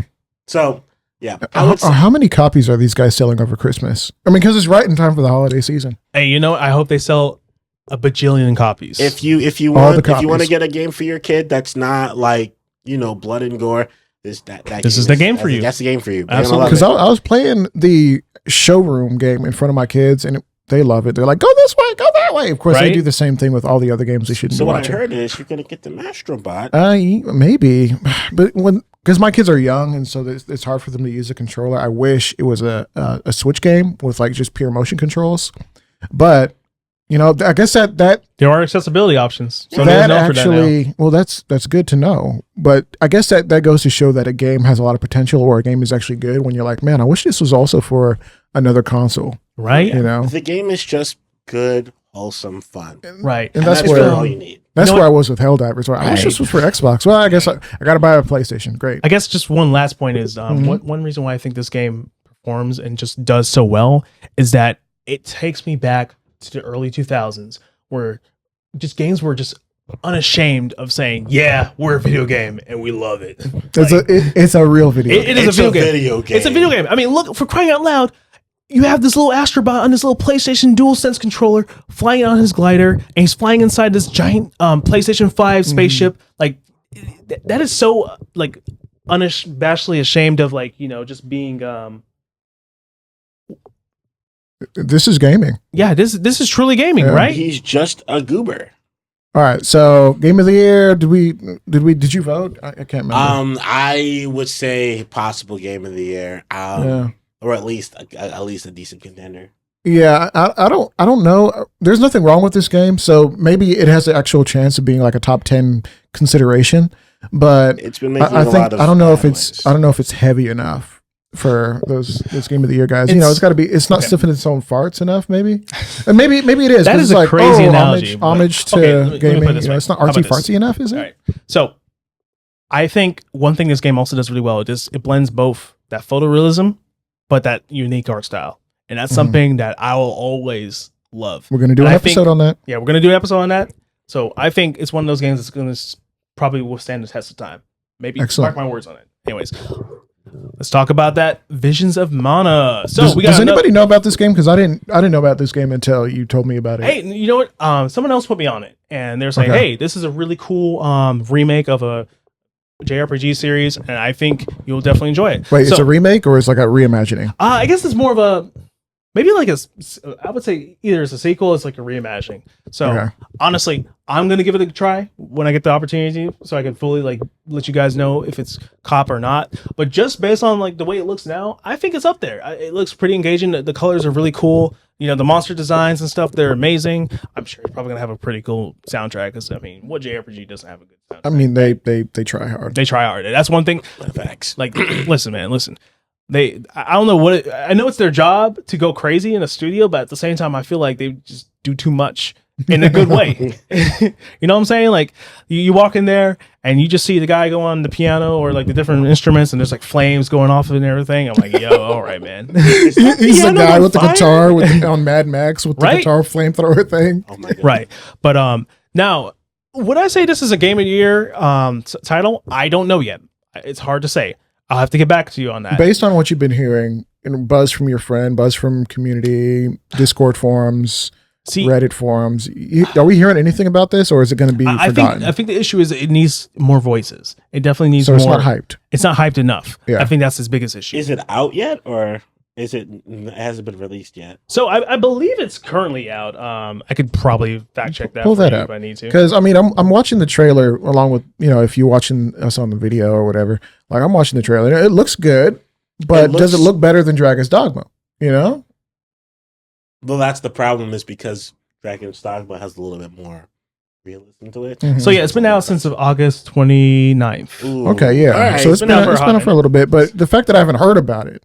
I don't know if this would be a game of the year contender, just the fact that it hasn't had a lot of traction. Mm-hmm. Right. Like, but when we talk about like the Oscars and like movies of the year, and it's two different industries, right? Oh yeah. The amount of movies that win that no one's ever heard of. This is true. Is it's profane.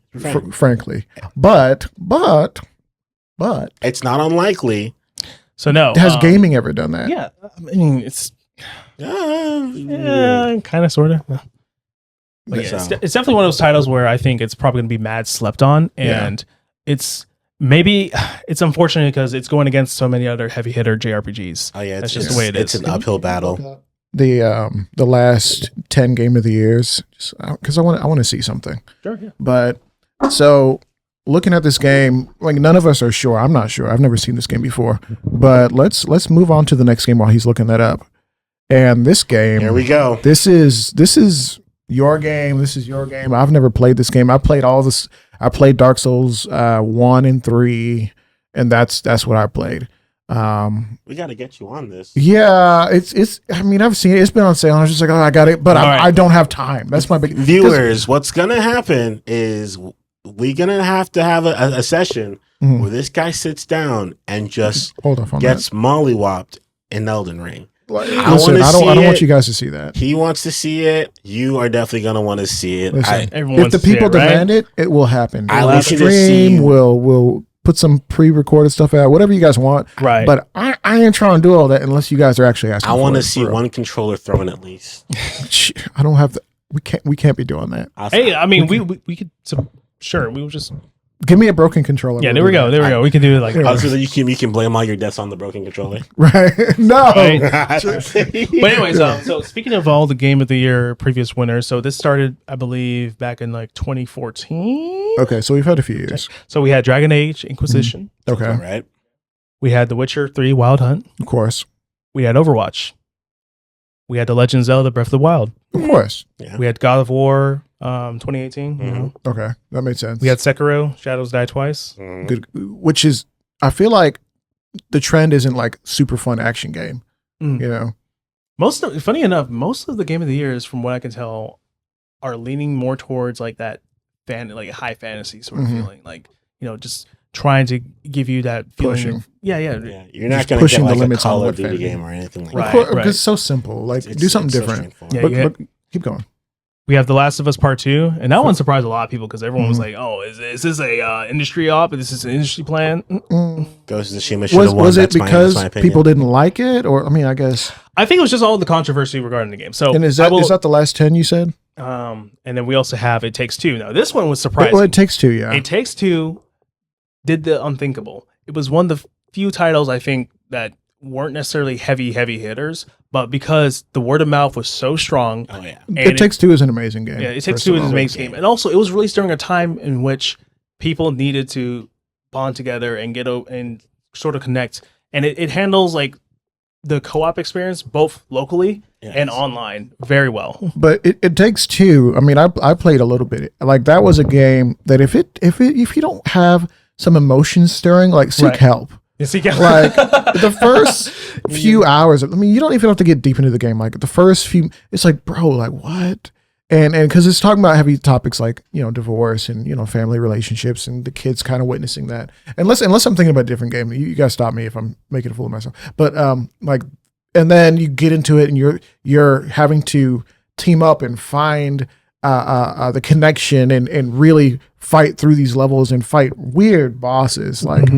Like the game was truly good. A puzzle game, but also a little bit of action and just the story alone, incredible. And I feel like this is the most I've talked about a game since Helldivers. Hey, I mean, people are gonna be like, "Hey, does he not play games?" I do. I just don't play as much as I could. Hey, I mean, that's fair. And the final two games, I believe, were Elden Ring, which we're talking about now. Yeah, we're talking about that right now. Specifically the DLC, and Baldur's Gate 3, okay. Which surprised a lot of people because I guess they didn't realize how popular a good Dungeons and Dragons game would be. You know, I was watching a movie talk show, and then somebody was like, wrote into one of the hosts and was like, "Hey, you're going to play Baldur's Gate 3? And the guy was like, "Yeah, I'm thinking about it." I'm like, this is a movie show. What are we talking about? What is Baldur's Gate? And the fact that it had that kind of market penetration was, and we're talking about market penetration like we're some sort of analyst. Like, nah, like that's just a word. Sorry, guys. Just a word, right? But the fact that it could get into the nooks and crannies of the world, like, we're on a movie show, right? Oh, yeah. And we're talking about Baldur's Gate. Okay, there's something's got to be up with this game. They did something right. And so, but going back to Elden Ring's DLC, so I mean, somebody's going to ask, and let's tap into this in a second. Oh, should a remake or a remaster or DLC, could that even be considered? And somebody might say, well, this game is so big, this DLC is so big that they could have sold it as a separate experience. Right. Because it's that kind of party. So speaking of that, I guess we should also talk about, I guess, for instance, like Tears of the Kingdom specifically. Okay. Tears of the Kingdom was originally envisioned to be an expansion to Legend of Zelda Breath of the Wild. But the issue is the game got so big and out of scope, so to speak, that they had to essentially recreate a brand new engine, or at least build in new mechanics to accompany. They should have saved it for the next Switch. Honestly, they should have, just because like the Switch at this point is a very dated system, and it's. It came out when you were in high school. Yeah, it did. Wow. But yeah, the Switch is basically more or less the MacGyver of like gaming consoles. Somehow it did like, it. Somehow it's still functioning. I don't understand how, but it's just functioning with like hopes and dreams and duct tape at that point. Everybody copied it. Only one person's doing it well, Steam Deck. Yeah, more or less. It's crazy. Gabe's got it. Right. Yeah. PlayStation didn't even try to touch it, which is wild. The closest the PlayStation got to doing it was probably the PlayStation Portal. But if we're being honest, the PlayStation Portal was more. I mean, Portal sounds cool when I can't get to my TV. So yeah, it sounds good when you can't get to your TV. The PlayStation Portal, I think, is more or less like, hey, you remember when the Wii U gamepad used to exist back in 2012? Yeah, that's basically what we're doing. Which more or less was the prototype to what the Switch is. I don't know. I feel like the gamepad did it better in some ways. It absolutely did do which is crazy. Which crazy to say. So let's talk about this game, because we have like 5 minutes left until people are just like, what's going on? Right. So this game, I've not played it. I've seen the hype. I've watched the videos. I've seen people get really excited. The original game of the year, clearly it won. Right. Should a DLC win? Is a DLC big enough to say, like, listen, like, they did so much more with this, all new weapons, all new mechanics. It's basically a 1.5, Elden Ring 1.5. Like it deserves to win. So I think there's definitely a point to make in terms of this specifically being such a grand expansion that it does deserve its own spot. But in that same vein, if we're going to say it deserves its own spot because it's a grand expansion, then we also have to cut it for that same reason. Simply because, hey, we look at all these games. These are remakes, and they're very good remakes. Like, otherwise we wouldn't be talking about them, right? Yeah. Then if we're looking at the remakes and we're saying these are viable, then we also have to say Elden Ring, DLC is viable, in my honest opinion. That's the way I personally see it. I stand by. It's an expansion. Goes the same along the lines with remakes. I don't consider it a game of the year. I think it's a great expansion. I think it's a really great DLC. But it's not a game, if you get what I'm saying. It's not. Right. It's not a new game. It's not a new game, right? This is Elden Ring, yeah, which was a few years ago. We just decided we want to add something extra to it. And that's fine, right? I think it's really great. I think the combat's great. I think everything about it is great. But it is not a 2024 game of the year. That's a fair point to be made, because in regards to that, I guess, for instance, you don't see games that weren't, I guess, complete, so to speak, in the sense of like, hey, yes, it's a complete title on its own, and later on it had expansion or DLCs, and later on you have the complete edition going up again for game of the year. That's not exactly the case. So I guess in that regards, yeah, I think it would disqualify it from that. Should it get a? Do the Game Awards have a category for best DLC? Because you go. I honestly, if that's the case, then yes. They're going to win that, sure. They would win that easy. I mean, you go into like the PlayStation store, the Xbox store, and there's like, hey, best add-ons, best DLC. You're like, okay, yeah, right. DLC sale, add-on sale. Like you telling me, hey, we're gonna add some extra best remake section, best DLC section, best expansions. Cool, but it's not a Game of the Year award. It just can't be. I think that's fair-ish.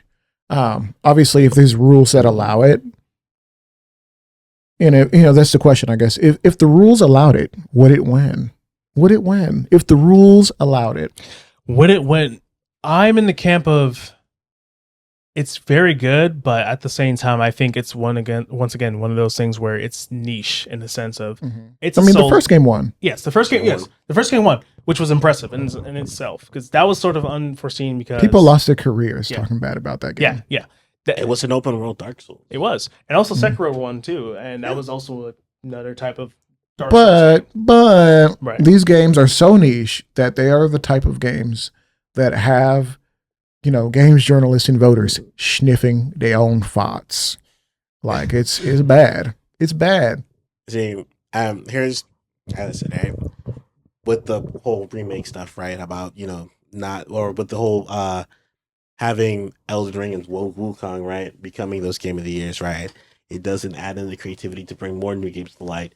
We're just going to keep doing that. They're just going to keep doing that. Right. Well, I'll just make a remake and then I'll get Game of the Year for it. And then it's like, we as a people need to challenge developers, challenge these creators to make newer, fresh games. And that's why Astro Play Rooster wins. I'm kidding. I mean, wait, what'd you just say? Yeah, I was just saying, like, yeah, I think that's a great point you're making. You know, honestly, you're making. I agree. Yeah, I agree. but you're gonna need you need fresh IPs in order to do that. And if you only rely on the remakes and the extended DLCs that you made, nothing new is gonna go on. And your gaming, the gaming is gonna go into a decline because of that. Fair. Right? We'll just make those and call it a day. Right. You know? Now, I love Astrobot, and I haven't even played the new one, right? But even Astro's Playroom, I feel like, kind of goes back into the bag of like, hey, these are some of the forgotten titles. Yeah, Mario's been doing it, and he'll continue to make these good titles, but how many, new like Crash Bandicoot-like titles are coming out? Little Big Planet-like titles are coming out? Jack and Dexter. Like, how many of these titles are coming out to really kind of push the limits on what a platformer could be, what a family-friendly platformer could, because I feel like all the good games that come out these days are literally rated TRM.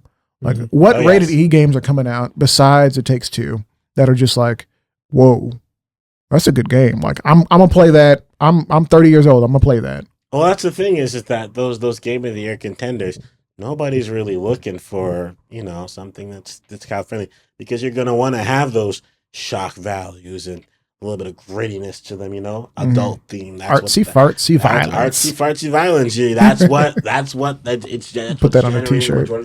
Because even with It Takes Two, yes, it's a more family friendly game, but it still incorporates that shock value of like, yeah, we're talking about divorce and things like that. Yeah, just like little Timmy's not gonna concept that at all. He's gonna be like, I'm gonna jump. But it's also a good kids game. Right, it is. Yeah, absolutely. But that's the thing about like kids entertainment and TV. Like we talk about like Bluey and stuff like that, right? It's lighthearted enough for kids and visually appealing to kids, but also stimulating for adults. Deep enough that when adults kind of pay attention, they're like, and I want that in my games. I want to be like, just dang, okay, I kind of want to talk about this. I want to start a podcast just to talk about this. Look at us. So, with that being said, we did get through all these games. Final take on Elden Ring. Yay or nay? Christian. Well, this hurts my soul, but I'm going to have to say nay. Nay? I think if it could actually compete, I think it would win. But it's not going to be considered. So, a triple nay for that. Yeah, triple nay. All right. So, bigger take. What do you think is the worst game of the year? The worst game of the year. Oh my goodness! I didn't even think about, bro. You got to preface. This is just out of nowhere. I got to think about that. Oh man, what's tough? I mean, are we talking about like shovelware? Like, what are we talking about? If you're like you, for all the games that you have played so far, what is the game that said, "Oh my goodness, this is complete terrible"? Like, oh my gosh, I don't know if it came out this year, but you downloaded it, and it was like some like homemade PlayStation game. Oh my goodness. It was this Sweden game that they had on the PlayStation Store that was like for free. It was terrible. It was so bad. It was so bad. Who made that? I don't even know. Yeah. Gosh. There's been other games that I played. I know he's got something cooking up in his brain right there. Probably. Is it Star Wars Outlaws? No. Okay, so the thing about Star Wars, okay. I haven't even played it. I know it's not that bad. It's just it's not. It's really not that bad. It's really not. The issue is Ubisoft plays it too safe. They play it too safe. Mm-hmm. At best, it's mid. At worst, it's mid. It's mid. That's the problem. I can get that. There's no extremes for it. I'm gonna tell you two things that would make Outlaws great. You put Metal Gear Solid 5 movement in that game. Okay. Oh. Right? Stealth mechanics. Okay. Because it's like real stealth. Real stealth. They pretty much want you to be a stealth game. Mm-hmm. Right. I would just make it a stealth game, call it a day, right? Right now, yeah. And the fact that your ship should be able to just leave out of orbit, no cutscenes, no nothing, land, no cutscenes. Can you kill civilians in Outlaws? No. You can't. That's a problem. You're an outlaw. You should be able to do that. I should be able to kill everyone in a village. The women.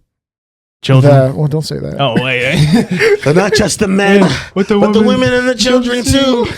They were. Let me stop you before the Disney ninjas come for me. No, seriously. No, but like that's my biggest problem when I see Outlaws. I'm like, okay, cool. GTA in space?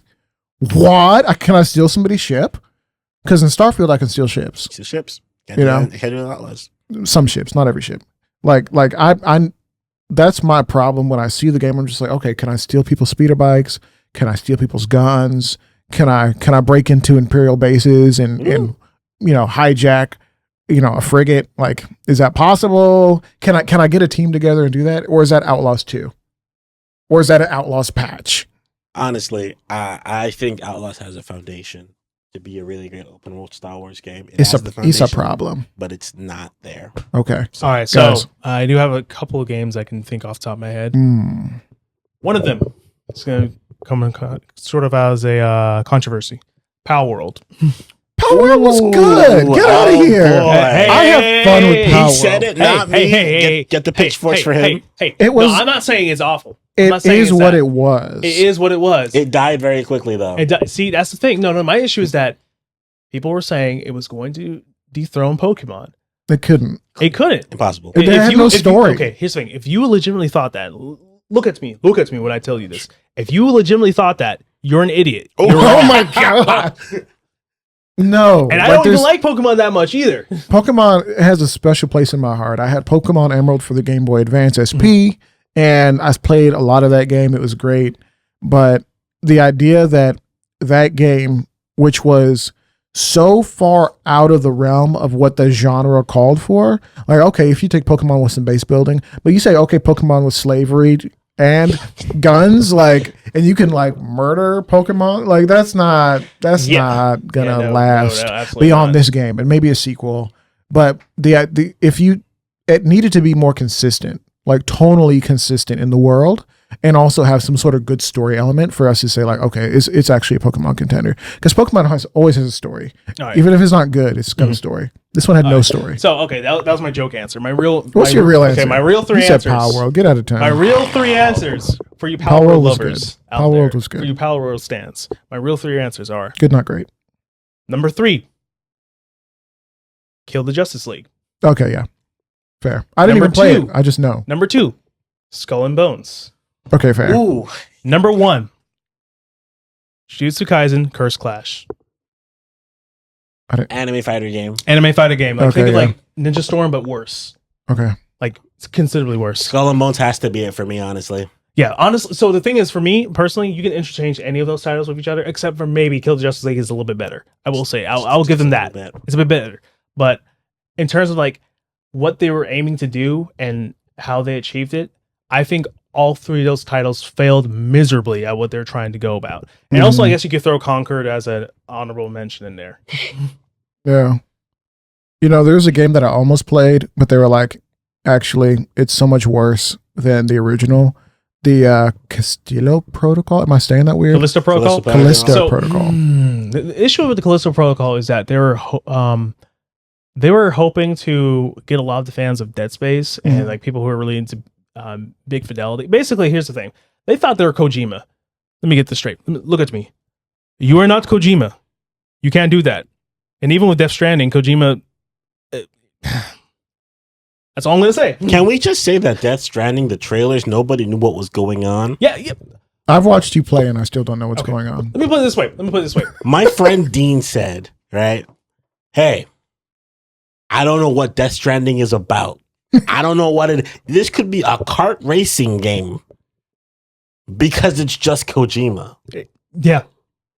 People will still buy it though. And they'll still buy it. It's Kojima. Because it's Kojima. I'll go ahead and say it. That man on the record gets high. He gets high. He does. On his own farts. Listen, I'm gonna get in trouble for saying that, but I think most of us can agree that man is artsy to the fartsy to the max. Oh yes, which is fine. Right. I'm gonna play his games. Right. Like I just will. But okay. I'll have to say this. This is my next controversial opinion. Kojima is the reason why you have so many action adventure games that are styled in like over the top shoulder. Hey, we're going about this seamlessly transition to movies, etc., etc. He is the reason why that happened. Fair. Now, is that a good thing though? I don't know. That's all I'm going to say. I'm not going to say it's a good thing. I'm not going to say it's a bad thing. Fair. I'm just going to say he's the reason why it happened. We'll let you interpret that. Because I mean, look at Metal Gear Solid 4. How long, like, so in terms of cutscenes, how do you know off the top of your head how long the cutscenes are all together? Jeez, just off the top of your head. I think it was probably over 9 hours. Yeah, 9 hours of just cutscenes. How much did it? How expensive was that game? Like your average game price in the beginning. No, not the game, but like to make it. To actually make it. Because those cutscenes aren't cheap to make. No, I mean, you have your team, right? And it's not like, oh, we got to export it. You know, because with movies, you got to go get an animation house and that, you know, or. Yeah, and I guess that was also during the time when we didn't quite figure out how to do live motion capture. I mean, they did a great job, but they had a lot of cutscenes. Like they really did. Like everything was a cutscene. Oh, you walked out of here. Oh, cutscene for this. Oh, you did this. Oh, you know, it's not even like things that were not even like truly story related. Metal Gear Solid 5 doesn't really do cutscenes like that. They have cutscenes, but not like how they do it before. But anyways, all those points aside, you know, I would say arguably probably the worst game of the year has got to be. Shout out to the quadruple A title. Skull and Bones. Skull and Bones. Has to be Skull and Bones. It has to be Skull and Bones. Which game of the year, Skull and Bones? The idea that you can make a game, a pirate game, and make people not want to play it. Yep. And it'd be so bad that people want to go back and play Black Flag because it's just considerably better, even though it was made like 5 years before. They tried to make it say we're going to pretty much use Black Flag's naval mechanics, and we're just going to improve on it. And I'm like, improve? Where? Good idea. But actually do that next time. Maybe there's a bit of like disconnect. Maybe when they say improve, you meant de-improve. Like, you know, just make it considerably worse. You grabbed Assassin's Creed 4's naval and you just said, hey, we're going to improve you. Now grab the bat and let's bash your kneecaps in. That's what happened. Oh. Okay, guys, so we've gotten down to the end of the list. This has been a really long show. We'll probably keep the next one a little bit shorter, or you tell us if this is like optimal length for you because you have a 2-hour commute and this is just amazing for you. But this has been Arcade Island. It's just an idea that we had to get together, talk about games, talk about the things we love. Yeah, we're going to talk about the things we don't really like, but the idea is to really come together and talk about the things that we really like. You know, in this style. You get to the arcade, you're having a good time, and we can do that. Obviously, this has been Cash, Atlas, and Crusader. And do you guys have any last words? Any last words? Play Astrobot. It's great. It's amazing. Stay hydrated. Nice. Stay here. And if you guys want to hear hot takes on why photorealism is really or photorealism versus artistic, what the art style that's not photorealism. I don't know. We'll figure that out. Basically, you're trying to take like things that are leaning more towards like, hey, let's just have a really vibrant, unique looking art style. Yeah. If you want to see explorative art styles versus photorealism, right. Yeah, that's a good one. We can talk about that. Let us know if that's what you want, or we can talk about why Cash wants GTA 6 to fail. And in fact, us bringing that up, we're probably not going to hear from you guys ever again. Sorry. But it's over, boys. We had a good run. Hey. But yeah, this is really fun for me. Although I've got to get back to my life. You know, I got kids. But let us know if there's something that you want to see. If you want to see a video essay on all the manly men, the role models in gaming, Cash might be working on that. He might not be, actually. I don't know. You should ask him about it. And I don't know. We don't have a sign out, but hopefully if you guys want to watch this and, you know, share this with your friends, we'll figure that out. We'll figure it all out. Get theme songs, better mics, better lights, all this stuff. Yeah, I don't know. It's just an idea. Or we just have fun by ourselves. Yeah, this is fun. Absolutely. Yeah, dude. Peace. All right, guys. Peace. See ya. Later, Gator.